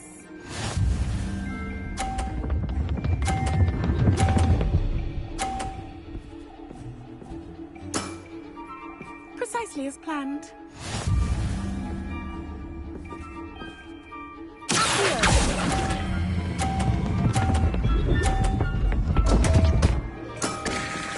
Such grace. Finesse.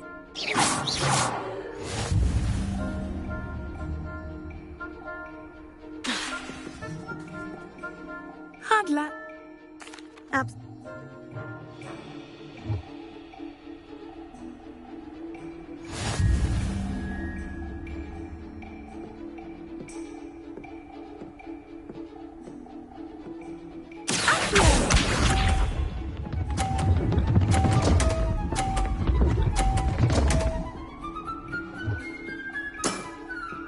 Precisely as planned.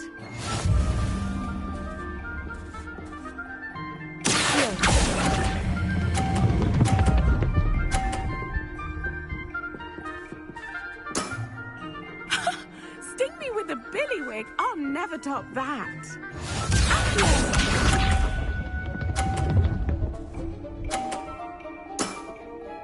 Precisely as planned.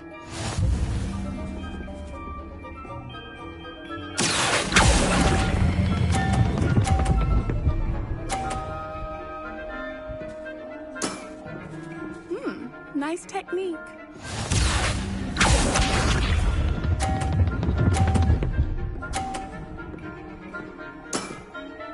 Precisely as planned.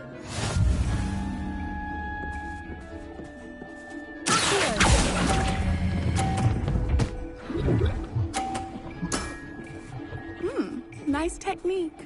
Well, you are good.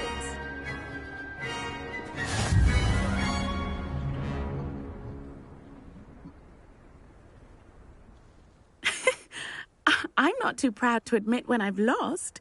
Where did you learn to play like that? I practice as much as I can. Practice, eh? I suppose I could try that.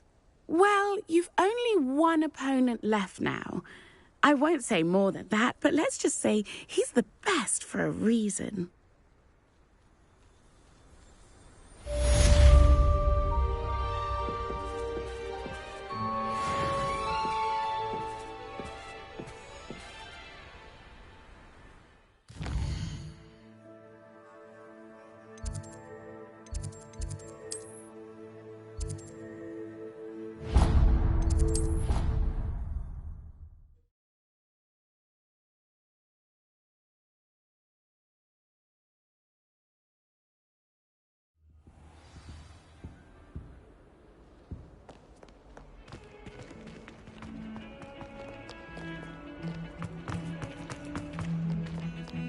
I thought I could count on my friend. Pardon me, is everything all right? No, it's not. We only had 2 bells to go, but she just had to go and spoil things. I'm afraid I don't follow. Who spoiled things? Also, what bells? Professor Black ordered Mr. Moon to take down the bells in the bell tower. Said they were giving him a headache. Those bells are a part of Hogwarts. I wasn't about to let that happen. So, I asked my friend Adelaide to help me put them back. We've always been a duo of sorts, Adelaide and Evangeline. Addie and Evie. Anyway, it was going swimmingly until Black started asking questions. Then she wasn't comfortable with our rule breaking. Now I'm stuck, unable to tell which bell goes where. Is it really that important that the bells go back up? Is it really that important? They're part of the school's history. Those bells likely told a young Merlin that he was running late to charms, or called Ignatia Wildsmith to dinner. We can't simply fiddle with history. We're meant to be its stewards. It's certainly an odd decree, even for Black. Taking down the bells for a headache. I agree. I thought it might also have been that they interrupted his hourly naps. That's all he does in his office, you know. But then I heard... Can you keep a secret? I can. I heard from Alice, who heard from Ollie, who heard from Eugenia, that it's because the bells reminded him of his wedding day. Breaks out in a sweat every hour on the hour. But mum's the word. If only 2 bells are left, isn't it fairly easy to tell which goes where? Easy for you, perhaps. I happen to be tone deaf. Mother likes to say I couldn't carry a tune if it hopped on my back like a chocolate frog. No point putting them back in if they don't sound just as they did before, for the sake of historical accuracy. Perhaps I could help put the bells back up. Really? Oh, that would be wonderful. The bells are in the bell tower just above the music room. You're certainly of more help than Adelaide. I imagine the bells are just inside the bell tower. The bells are back up, Evangeline. Ah, you're a credit to the school. I can't wait to hear them. I can't wait for the headmaster to hear them. I wish I could see his face. Future generations may not truly appreciate what you've done, but I do. And I hope that you do as well. You don't know how much this means, for me and for Hogwarts.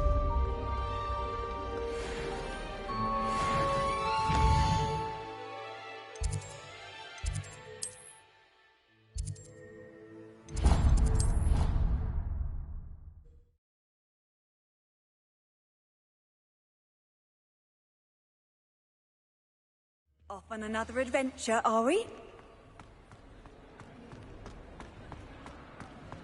Ah, I have been meaning to speak with you. I still can't believe we escaped the Ashwinders. You may not realize it, but you are the talk of the school since you saved me that day. I wonder how everyone knows about it. I told my mother in the hope that she would be more forgiving of what I have been up to if it came from me. She likely told other professors, and news travels quickly. Unfortunately, she might, in fact, have been even less forgiving than I'd hoped. I don't blame her for being concerned. We have been involved in some dangerous activities. As the Ashwinders were locking me up and threatening my life, it did occur to me that my mother may have been right. Has Officer Singer done anything with the evidence we provided? She has not. Harlow is as strong as ever. Someone needs to stop him, whether it is us or Officer Singer. If someone had stopped the monsters like him in Matabeleland, my father would be alive today. What exactly happened to your father? It was a beautiful day. My mother had gone to tend to a neighbor who was ill, and so my father and I were galloping in the savannah. Galloping? Your father was also an animagus, I take it? He could become the most majestic giraffe, and he would carry me on his back, my arms around his neck. We were on our way home when we surprised a group of bandits who had come from our village. One of them saw me just as he removed a scarf from his face. He shouted and then aimed his rifle. He didn't want you to identify him. Exactly. In an instant, my father bowed his neck to protect me and was hit. As he fell, my father changed back into his human form. When the bandits saw this, they turned and ran in fear. Magic terrified them, and then he was gone. And it was all my fault. Your fault? How so? He died protecting me. If I had been capable of protecting myself, he would still be alive today. My mother and I tried to go on without him, but it became too much for us there. A few years later, we left to come to Scotland. Do you think taking down the Ashwinders will avenge your father's death? No. Vengeance is not what drives me. My father would not want that. He and my mother raised me to believe that it is a privilege to be able to fight for those who cannot. I know there is risk involved, but I feel it is worth it. I am glad you seem to think so too. What does your mother think about all of this? Well, as you saw, she worries a great deal. She is an excellent seer, but I think it bothers her to this day that she did not see my father's death coming. She misses him, as do I. So I believe on some level she understands my need to seek justice in a small way, but that does not mean that she likes it. Do you think your father would approve of the things we've been doing? Oh my, that is a good question. In theory, yes. Although he would worry, as my mother does. But I think he, of all people, would understand my persistence. My father never shied away from a fight for good, no matter how ruthless the foe. And I think he would have enjoyed knowing that I had a compatriot like you. I'm sorry, Natty. I can't imagine what you've been through. Your father sounds exceptional. He was. Truly extraordinary. And thank you for your kind words. We all have our burdens. My father had a saying about that. Yes, I remember. Rain does not fall on one roof alone. Exactly. Soon you and I will put an end to the Ashwinders, beginning with Harlow. And once he is gone, we will turn our attention to Rookwood. We are making progress, and we will succeed. Thank you again for saving me. You deserve all of the praise you have received.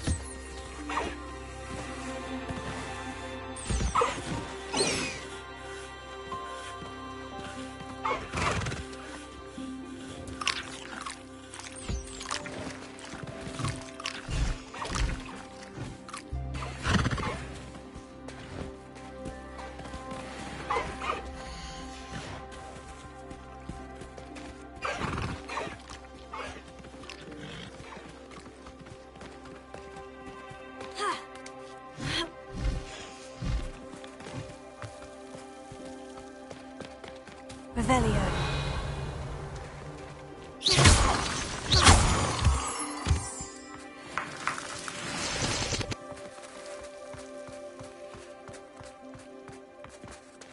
Revelio.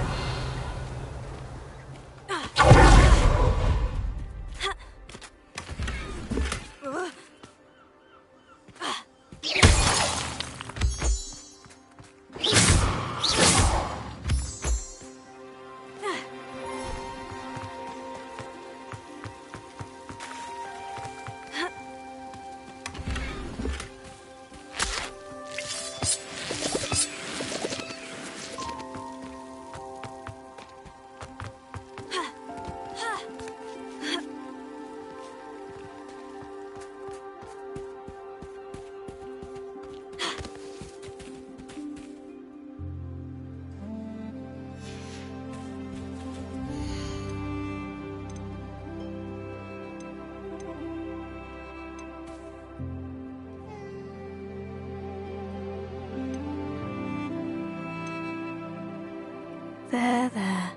I'm not going to hurt you.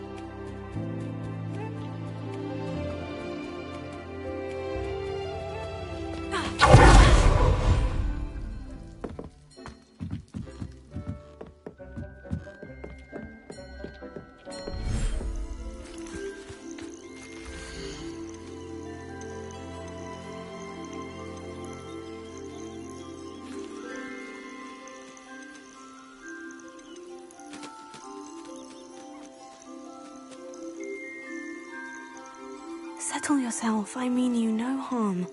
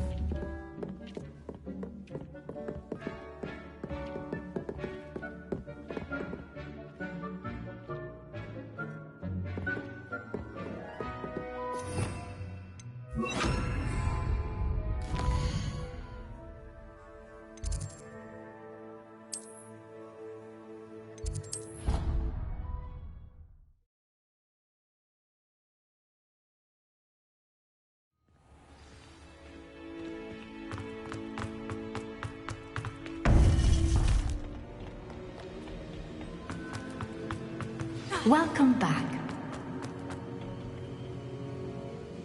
Hello, Professor. I have news. The goblins are looking for something. Another repository. They've built drills to help with their search.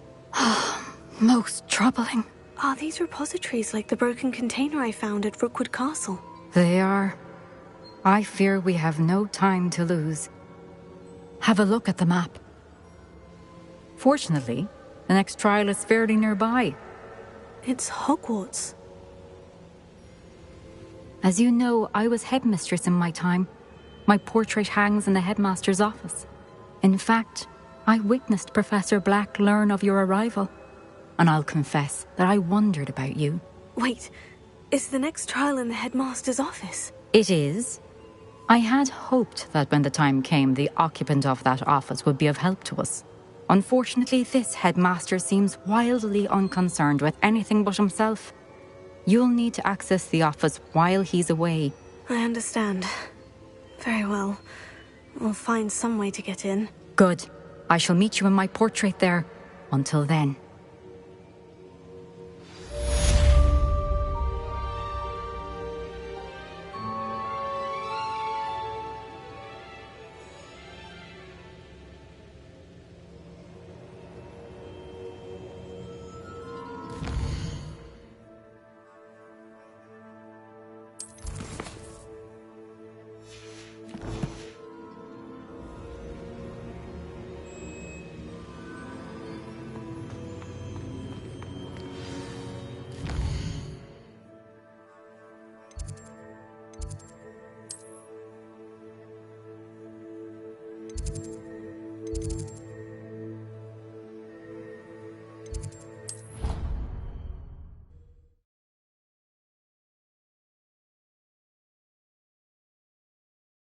Professor Fig will know what to do.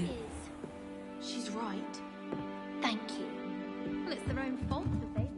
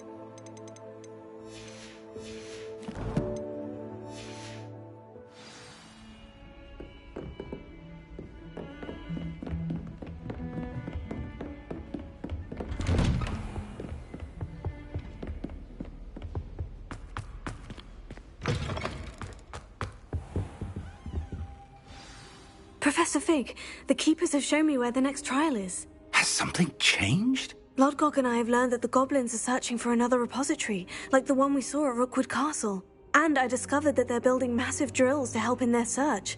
Professor Fitzgerald seemed very concerned. I see. Ranrock clearly knows even more than we suspected. And sir, there's something else. Lodgok knew Miriam. He knew Miriam? They encountered each other at Rookwood Castle. She was doing research. That's where she found the container with the port key. He liked her so much that he let her leave with it, despite orders from Ranrock. I don't know what to say. She could win over almost anyone. I want to hear more of this. And, in fact, I'd like to speak with Lodgok directly. But we've no time now. Where is the next trial? Believe it or not, it's in the headmaster's office. Incredible. All right. You'll need the password to get past the stone gargoyle. The headmaster's house elf will know it. I've actually met Scrope, but I'm not sure he'll tell me. He's rather devoted to the Black family. He is. So you'll need a disguise. I have just the thing. A polyjuice potion. You'll look and sound like Professor Black. Wait, doesn't polyjuice potion require a bit of the person you want to change into? And take ages to brew? It does. So how do you already have polyjuice potion to change into Professor Black? One never knows when such a thing may come in handy.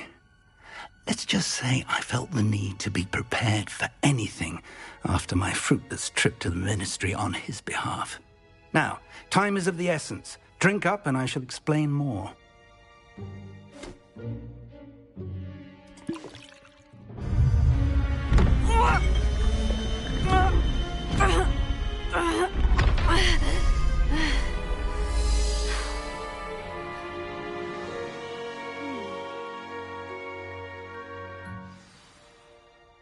How do you feel? Incredible. I won't forget that taste anytime soon. How do I sound? Convincing.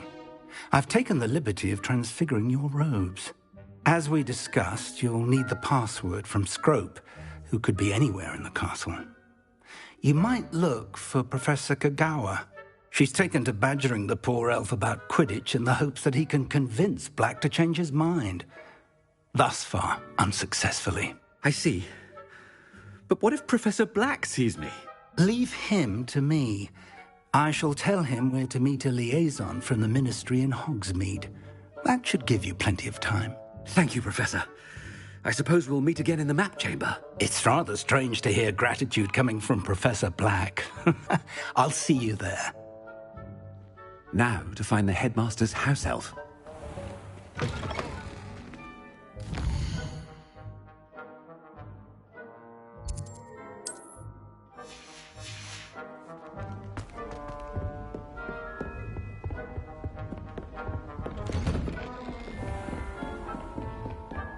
Do you have a moment, Professor? Professor, I was hoping to catch you. Places to be, Professor Sharp. Places to be. Of course, sir. Only, you'd asked me about a particular potion, and I did? I did, yes. Well, spit it out, Sharp. I don't have all day. Probably best not to discuss it here, sir.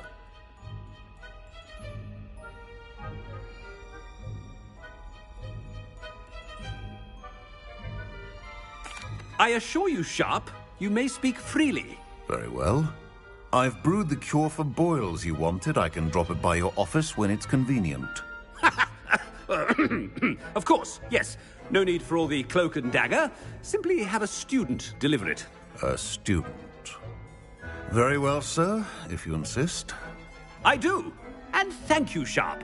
I just hope you've brewed enough for all my boils. Now, to determine which student gets this rather unenviable task. When I witness what passes for magic in these halls, I simply mourn for the future of the wizarding world. What could the headmaster want?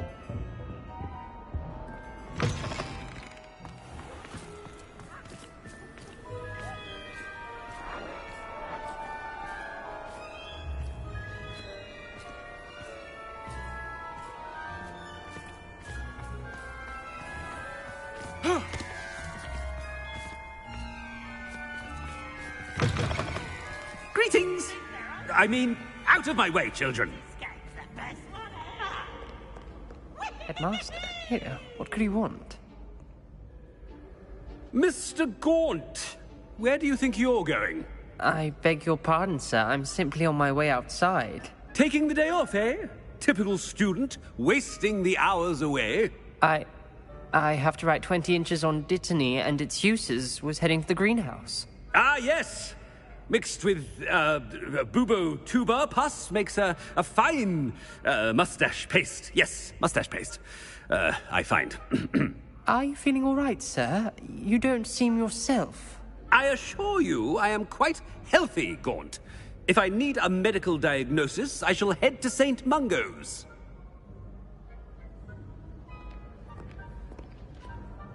Stop chewing with your mouth open? Where are your manners? Professor, a word? Professor Black, again, it is not too late to reconsider your decision regarding Quidditch. We could still have trials and a somewhat shortened season. It would be better than none at all. But the injury, Madam Kogawa. Professor, more than one student has taken a bludger to the head on our pitch. I dare say it knocked some sense into them. And they're fine now. The fact that it happened to be a pureblood, well, that's no reason to... What nonsense! That you would trivialize the health of a student over a silly game. A silly game? You are quite impossible sometimes. Sir, I've a good mind to write to the Department of Magical Games and Sports at the Ministry about you.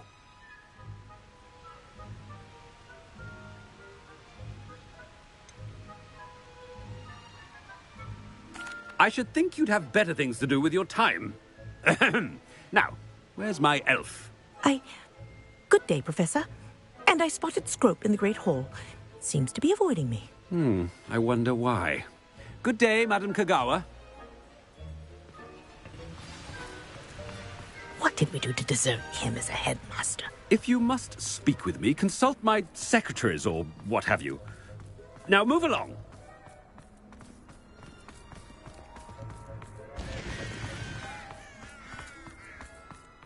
Black's the headmaster and he's coming this way. Miss Broom, a word. Oh, Professor, this is an interesting surprise. It's Bloom, by the way. Remind me of your area of affinity, Broom. OWLs are swift approaching. Charms, sir. Non-verbal spells. Might work on one that makes me disappear. Well, keep at it, Broom. And before you know it, you'll be as invisible as that new fifth year seems to be. They're not invisible, sir. I've seen them near the library. In fact, they help me with my, heavy books. Speaking of invisible, where's my blasted house elf?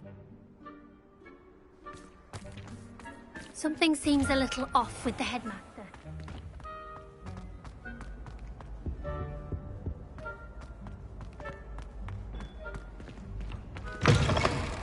I haven't time for any of you at the moment. None. None at all. Move aside.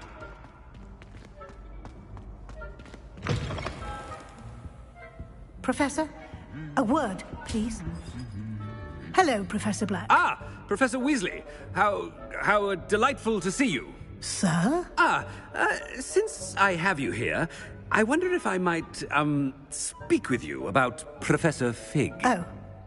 Very well. I've decided to give him a bit more, leeway with his time. Leeway, Professor? Are you sure that's wise? I confess I do worry for his students. He's rarely here as it is.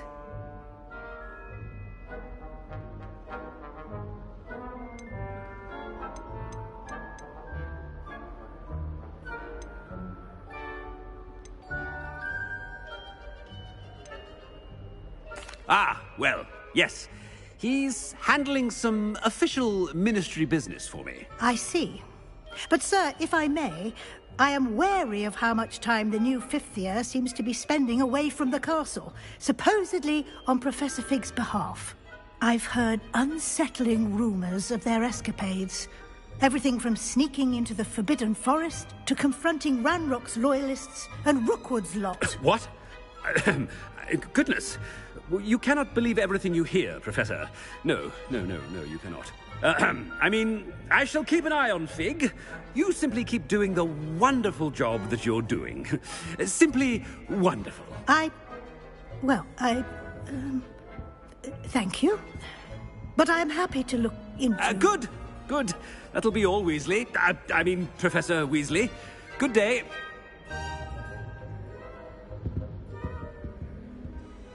A wonderful job. Leeway for Professor Fig? I shall never understand that matter. That ought to give Professor Fig some breathing room. Scrope's as hard a worker as any.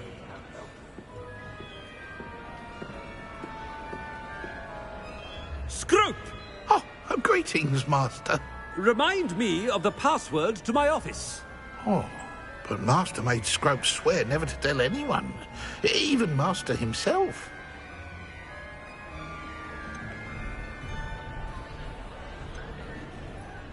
How dare you question me?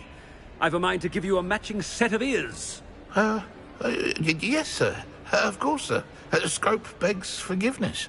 It is the Black family motto, Master. Right. Of course. Master does remember it.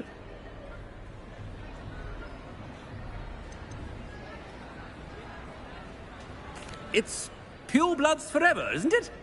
Close, Master. Scrope thinks Master is indeed testing Scrope. It is always pure. Obviously. And, of course, as Master knows, in French. Yes, of course. I order you to pronounce it for me. Oh, Master knows that Scrope's French is most pitiful. Oh, very well. Toujours pure. There is another matter, Scrope. I confiscated this filthy diary from a student. It smells of squid and seawater. Oh, Apollonia's diary.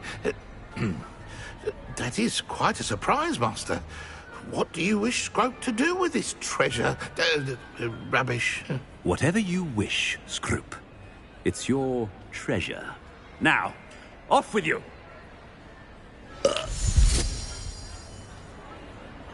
The polyjuice potion's wearing off. I best get out of sight.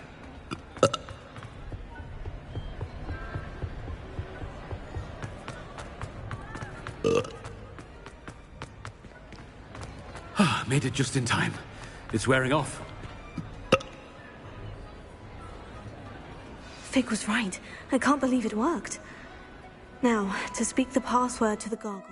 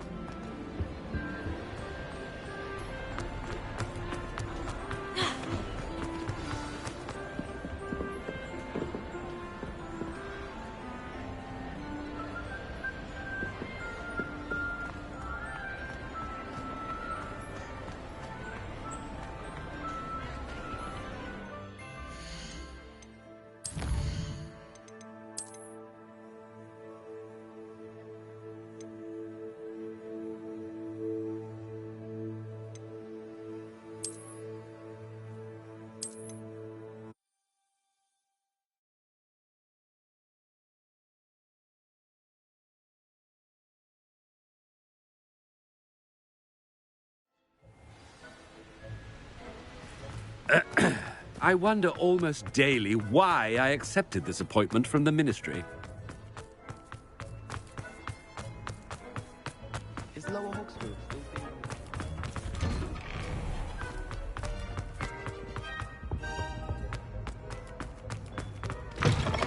You call that a shine on those boots? Do better!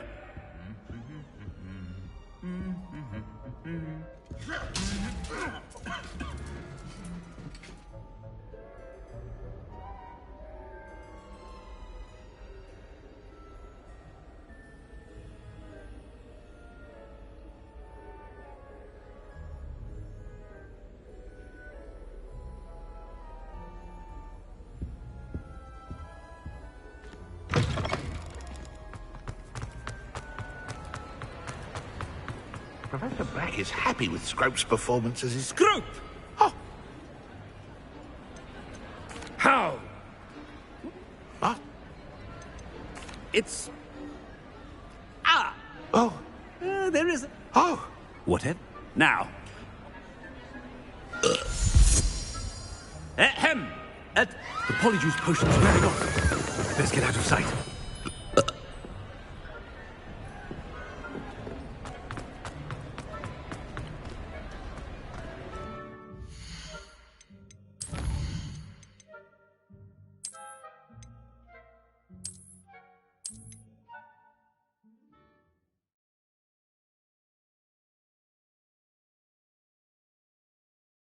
The polyjuice potion's wearing off. I best get out of sight.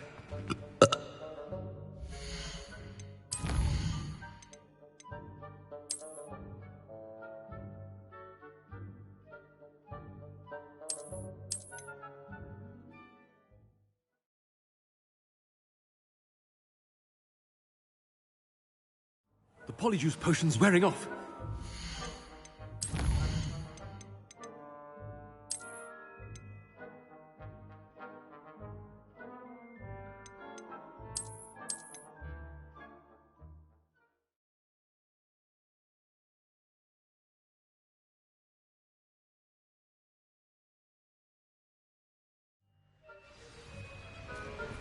Greetings!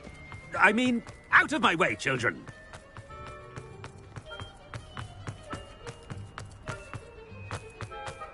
No better feeling than plunging.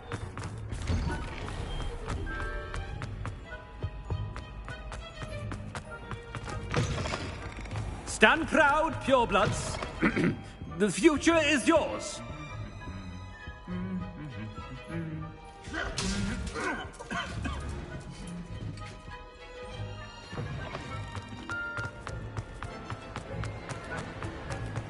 Wait until Master sees what a wonderful job Scrope... Oh. How? Master... It's... And... Ah! Oh. What? Now. The polyjuice potion's wearing off. I best get out of sight. Ahem! Attempt...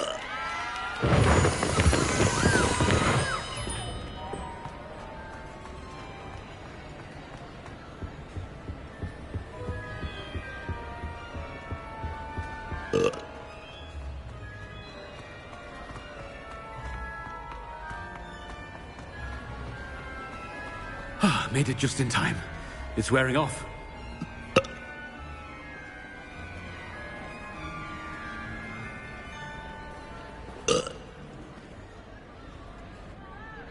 Fig was right. I can't believe it worked. Now, to speak the password to the gargoyle.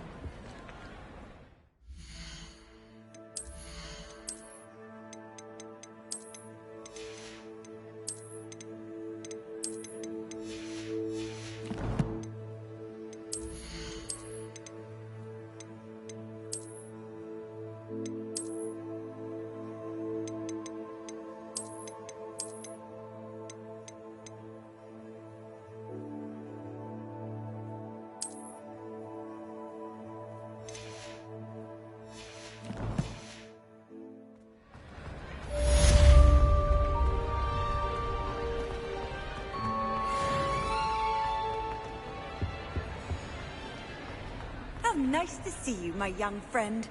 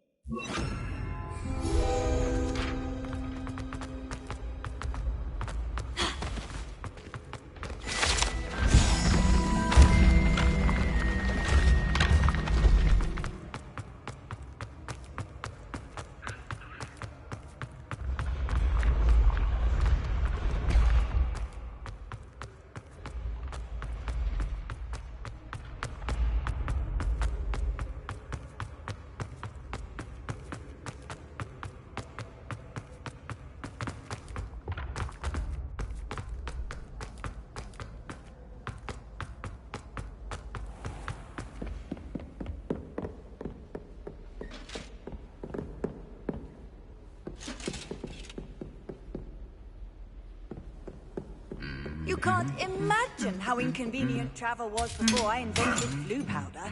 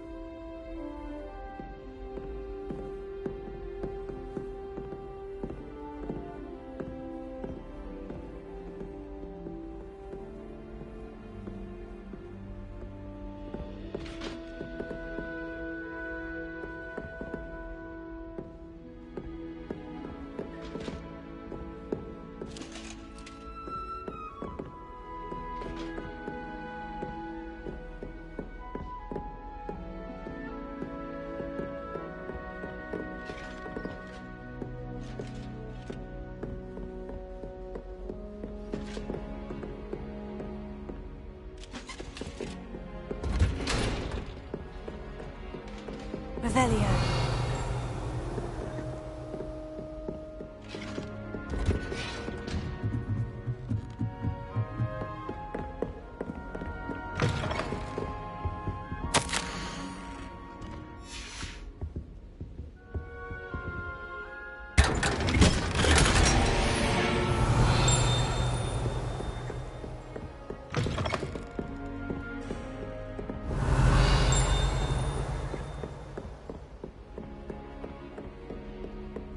Revelio.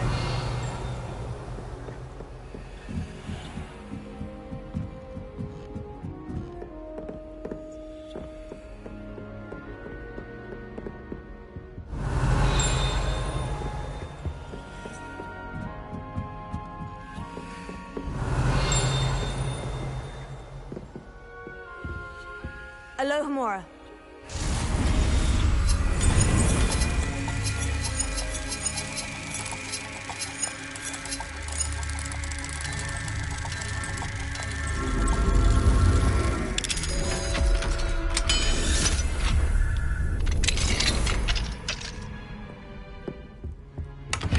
Revelio.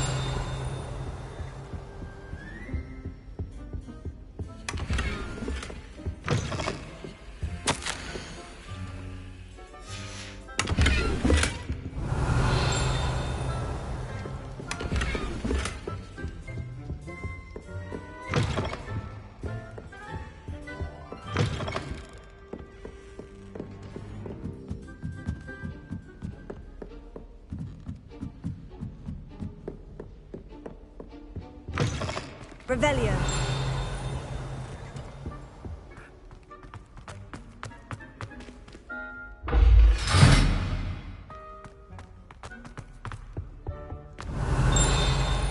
The gargoyle. That's where I need to speak the password. Lumos.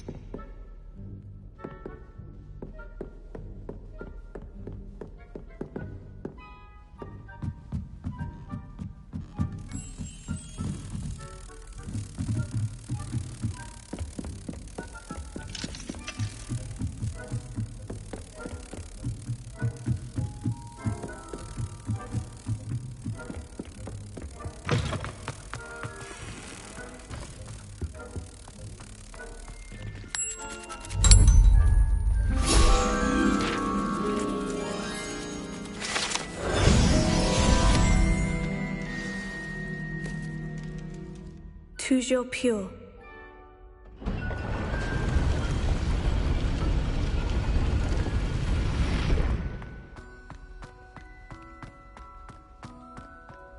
I wonder if all the elite wizarding families have a motto.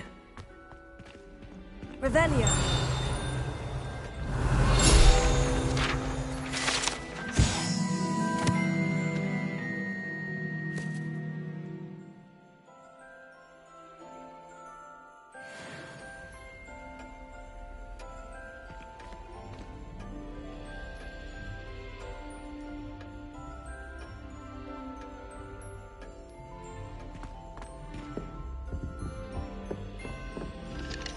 Alohomora.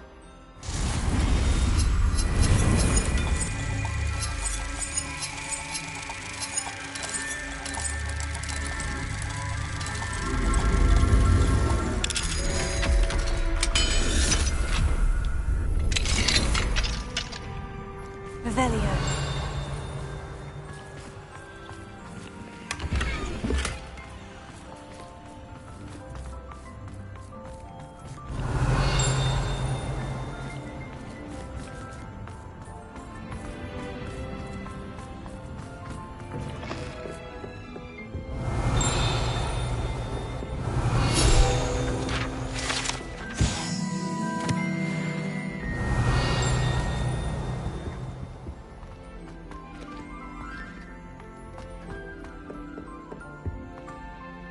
It's good to see you. All thanks to Professor Fig's quick thinking. Now what? Approach the pedestal in the antechamber and read the book that appears. What can I expect to find in the book? A story. I cannot say more. You may recognize some elements of it, as I was inspired by a tale with which many wizarding children are familiar. I suspect there will be more to this than reading a book. Your suspicions are correct. We shall speak when you are finished. Has this been under the headmaster's nose all this time? Revelio.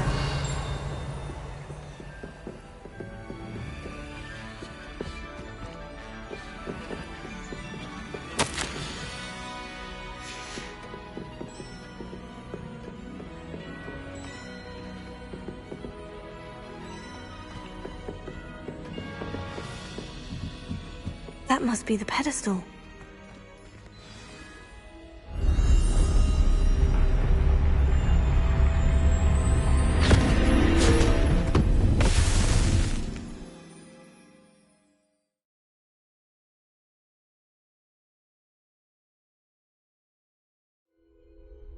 Where am I?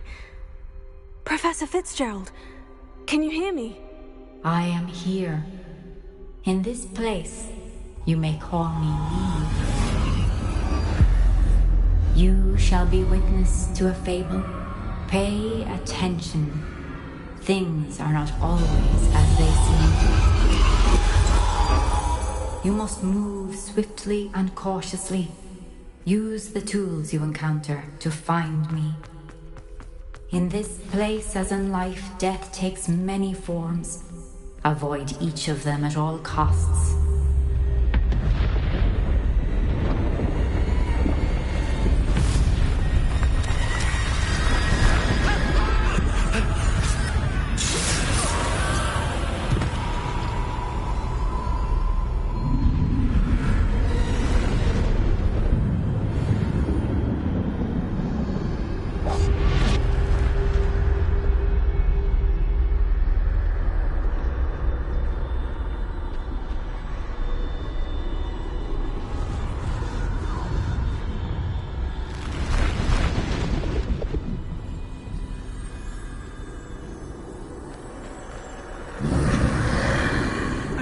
When I could, I'd be free by now.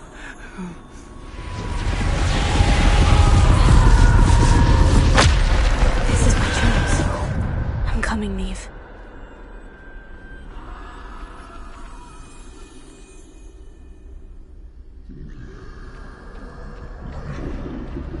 I need to time this just right.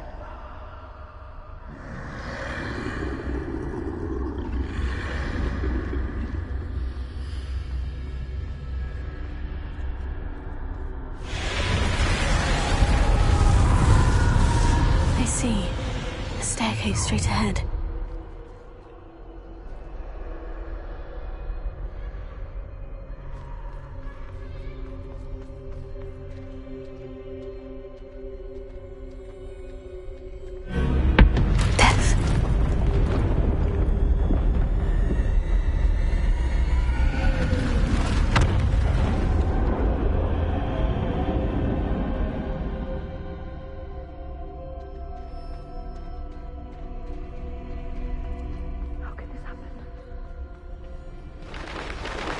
A ladder.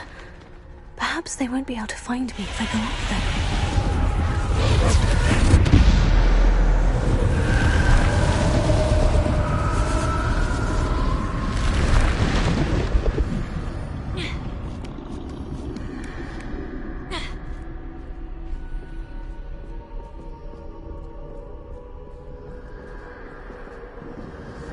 They're gone. For now. I need to get out of here. Where could Neve be? Too many. I must cross this road as fast as I can.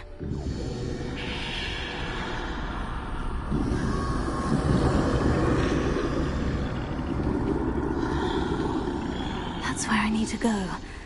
But I need to find a way past them.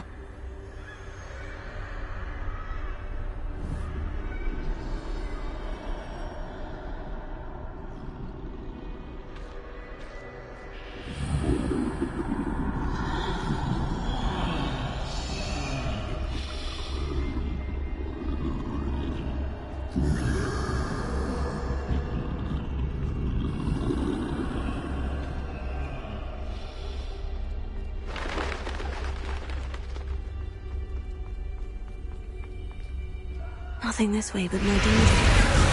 There must be another way to find you. I need to turn back. There's no getting past them that way.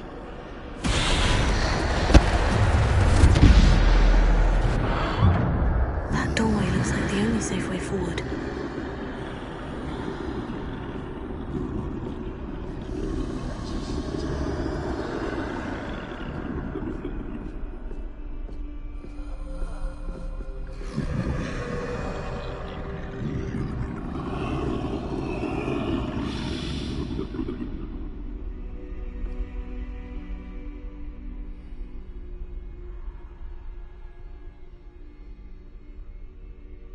Now's my chance.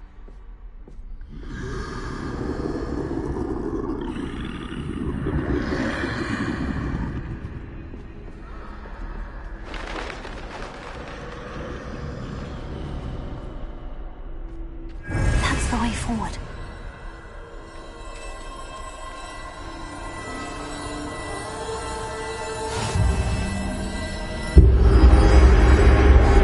Can this be? I think I'm invisible.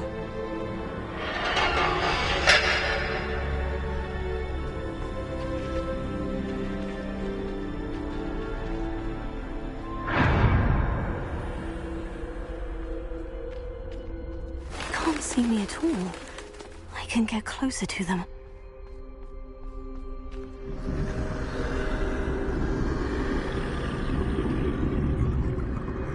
This is the way forward. Finally free. Now, where are you, Neve?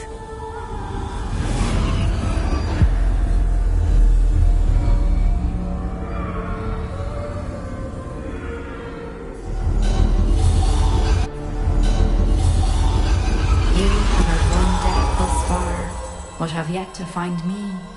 Keep searching, but this time you will be unable to hide. Wield the one see before you.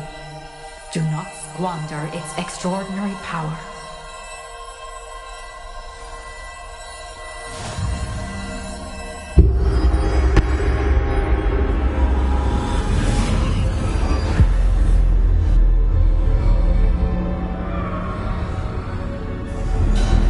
I've never felt such power.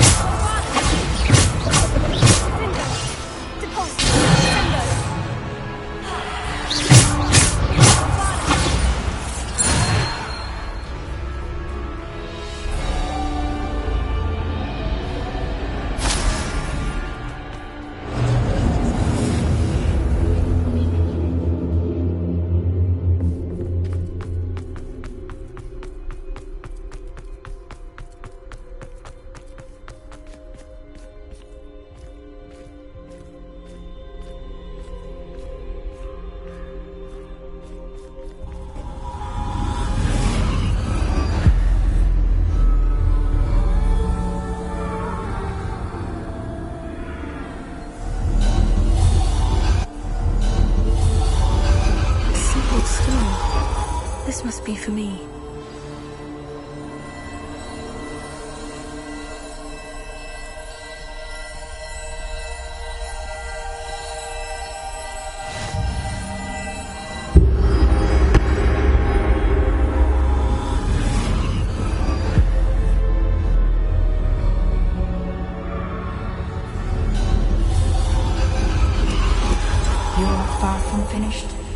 Pass through the mourners ahead. Nothing. I can't believe she's dead. Dear, sweet Neve. Dead. Let us always honor her. We won't be the same without her.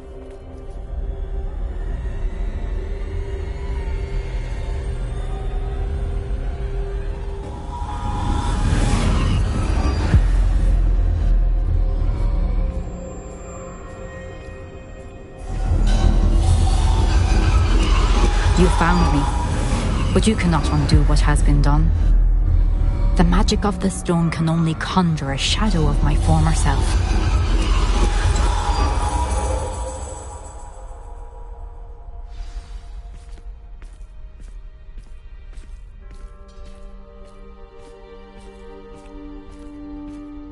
But there is no light without shadow, as there is no shadow without light. Simply because you can eliminate darkness does not always mean that you should.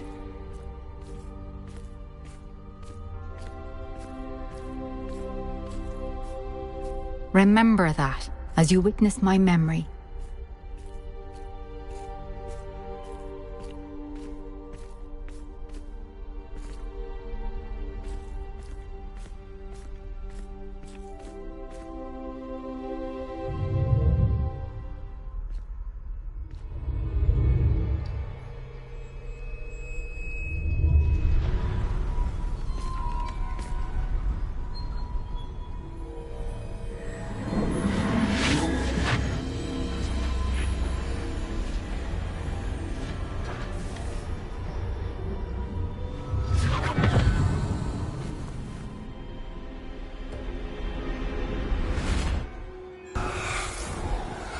Isadora, what you did for your father was remarkable. Well, wasn't it? And Percival needn't worry about the strands of emotion or the traces that this magic leaves. I found a way to contain all of it. You haven't stopped. Goblin silver. You spoke to a goblin about this. Don't worry, he has no idea what we're containing. We don't know what effect any of this may have. The emotions, the dark traits. You sound like Percival. And as it happens, I do know. It is a source of strength, of focus. Somehow it enhances my ability to wield magic. I don't follow, Isadora. I think we can harness it. Power like this is not to be toyed with. In the wrong hands, You saw what I did for my father. Oh, Neve, imagine the good we could do. Everyone is in some kind of pain.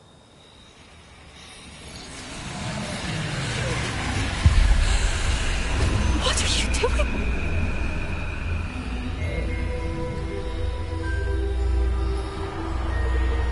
Breathe it in. Can you feel it? Oh, Isadora. This must stop. All of it. You've kept this power to yourselves for so long because you fear it. I choose to embrace it.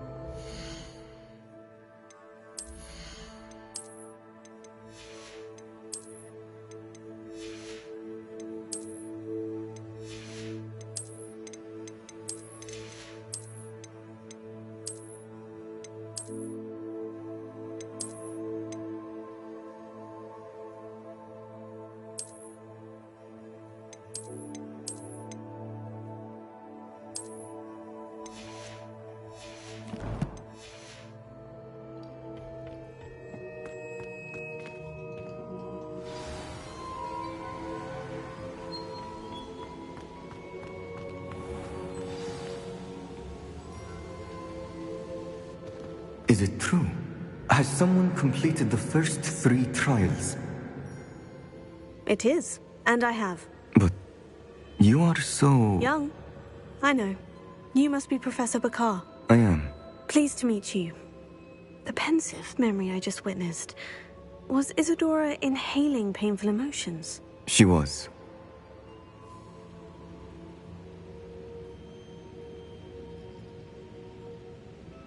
I was amazed to see that it seemed to give her some sort of power, and that she could harness it.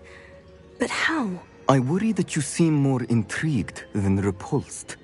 I hesitate to reveal the location of my pensive to someone who, perhaps, has yet to understand the responsibility of power. I can assure you, Professor, I do. In fact, what you don't yet know is that a dangerous goblin called Ranrock has accessed the repository at Rookwood Castle. He has learned to harness the contents of it as a source of immense power. He plans to use that power against wizard kind. We have no time to waste. I see. Nonetheless, the knowledge you shall gain after you witness my memories is too valuable to share without further consideration. I shall require time to confer with the other keepers. It seems we have no choice but to wait, frustrating as it is. I heard what you told Professor Bakar. Isadora was inhaling emotions to gain power? She was, and she pulled emotions, as she did from her father, from Professor Fitzgerald, without permission. Monstrous. What's more, she said that she found a way to store the traces of magic she extracted in goblin silver. The repositories? Possibly. There's something I didn't get a chance to tell you earlier. Ranrock has been digging at locations tied to the 5 names he found in the journals of a goblin metalworker named Bragbor. 5 names? The Keepers, and who else? Isadora Morganac? Precisely. That's how he's been one step ahead of us. Gringotts, the Tower, Rookwood Castle. If the Keepers won't tell you where the next trial is yet, I say we at least maintain a watch on Ranrock. Perhaps he'll lead us to more information. Perhaps. I hope to hear from Lodgok soon. I haven't heard anything since I learned of the drills. Oh, and as you've probably guessed by now, your Polyjuice plan worked like a charm. I knew it would. I may have done too good a job distracting Black. I had no idea he can't hold his fire whiskey.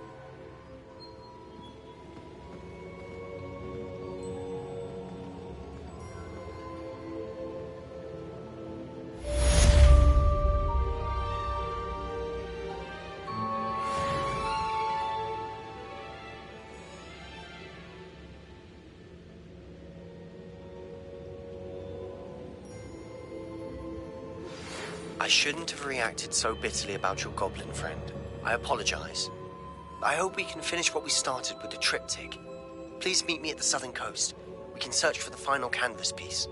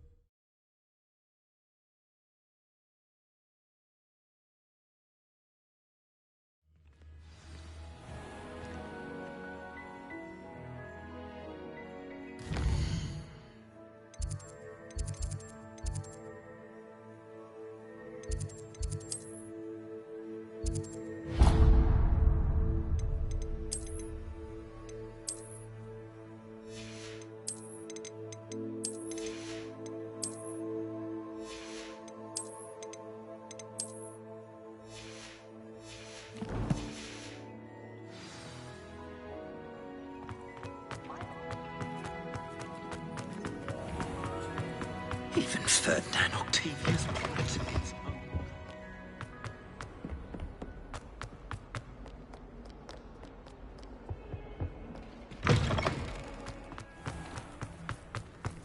Who would have thought someone as young as me could save my uncle's life?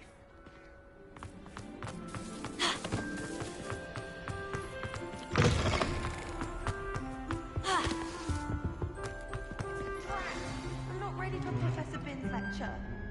Forgot my pillow. In today's lesson, we will cover a truly thrilling event. The Goblin Rebellion of 1752 and all its triumphant tragedy. But more specifically, we will address the devastating effect it had on the wizard milling industry.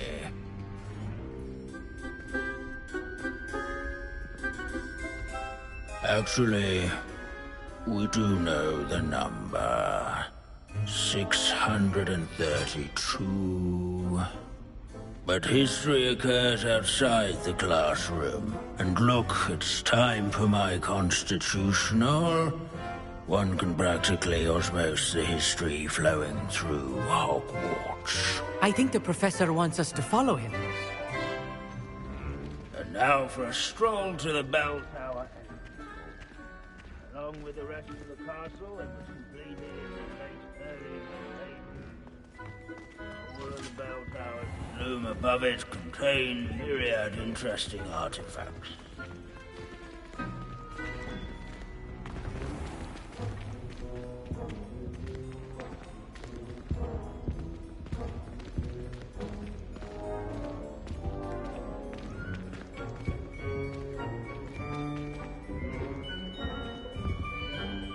Good to see you again. Recovered from that nasty bout of dragon pox, have we? That wasn't me, Professor. I'm new here. Are you? Well then, welcome. No doubt you're eagerly anticipating my analysis of various wizarding councils, codes, statutes, and of course, goblin rebellions. Not all goblins are rebellious. Some venture into wizarding politics, such as Irgit the Ugly. Some are talented artisans, such as Bragbor the Boastful. Did you say Bragbor? I know that name. Lodgok said he was an ancestor of Ranrock. Well known for his metalwork. I would imagine much of his goblin-wrought iron and silver has survived to this very day. Where were we? Oh yes.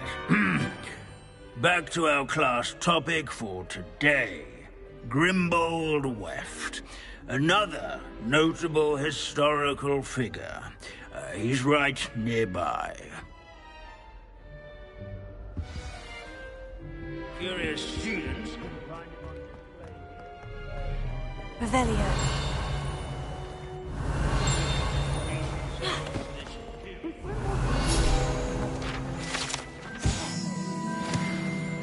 Oh yes, I see you found Grimbold Weft. Yes, I rather enjoyed seeking him out. The thrill of the scholarly pursuit. I know the feeling quite well. Now, let's turn our attention to the agreeability and general good nature of Sir Afpuddle. He's also nearby. See what you can learn from him for your next assignment.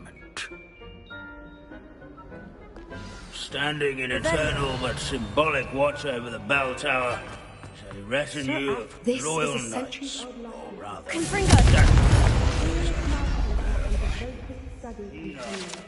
People have always loved their pets. Revelio.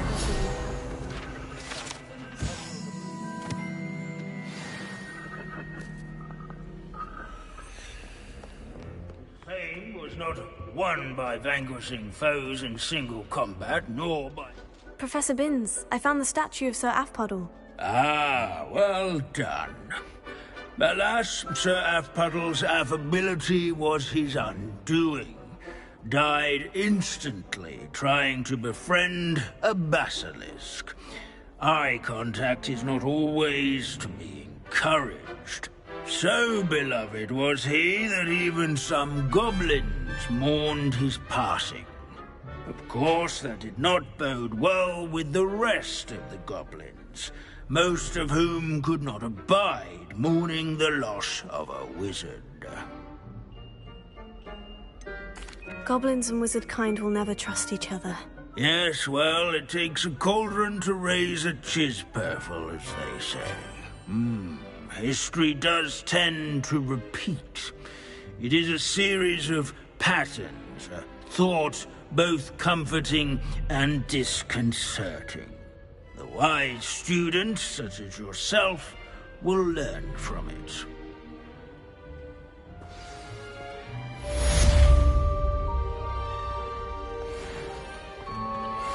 History is written by those who do their schoolwork, so they say.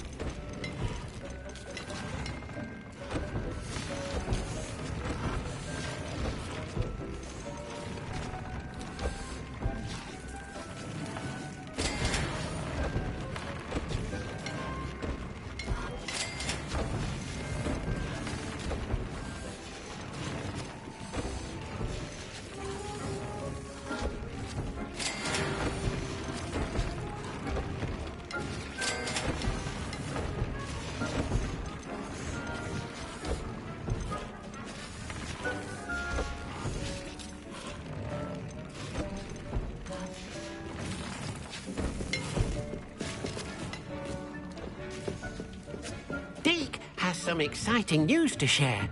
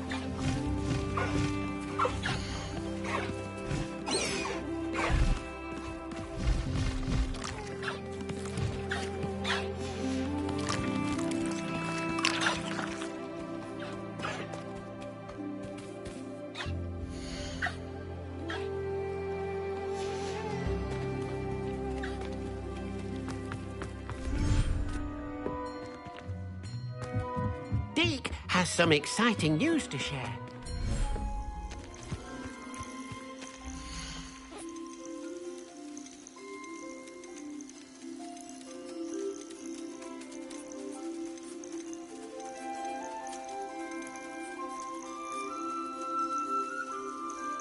Professor Howin will never believe this.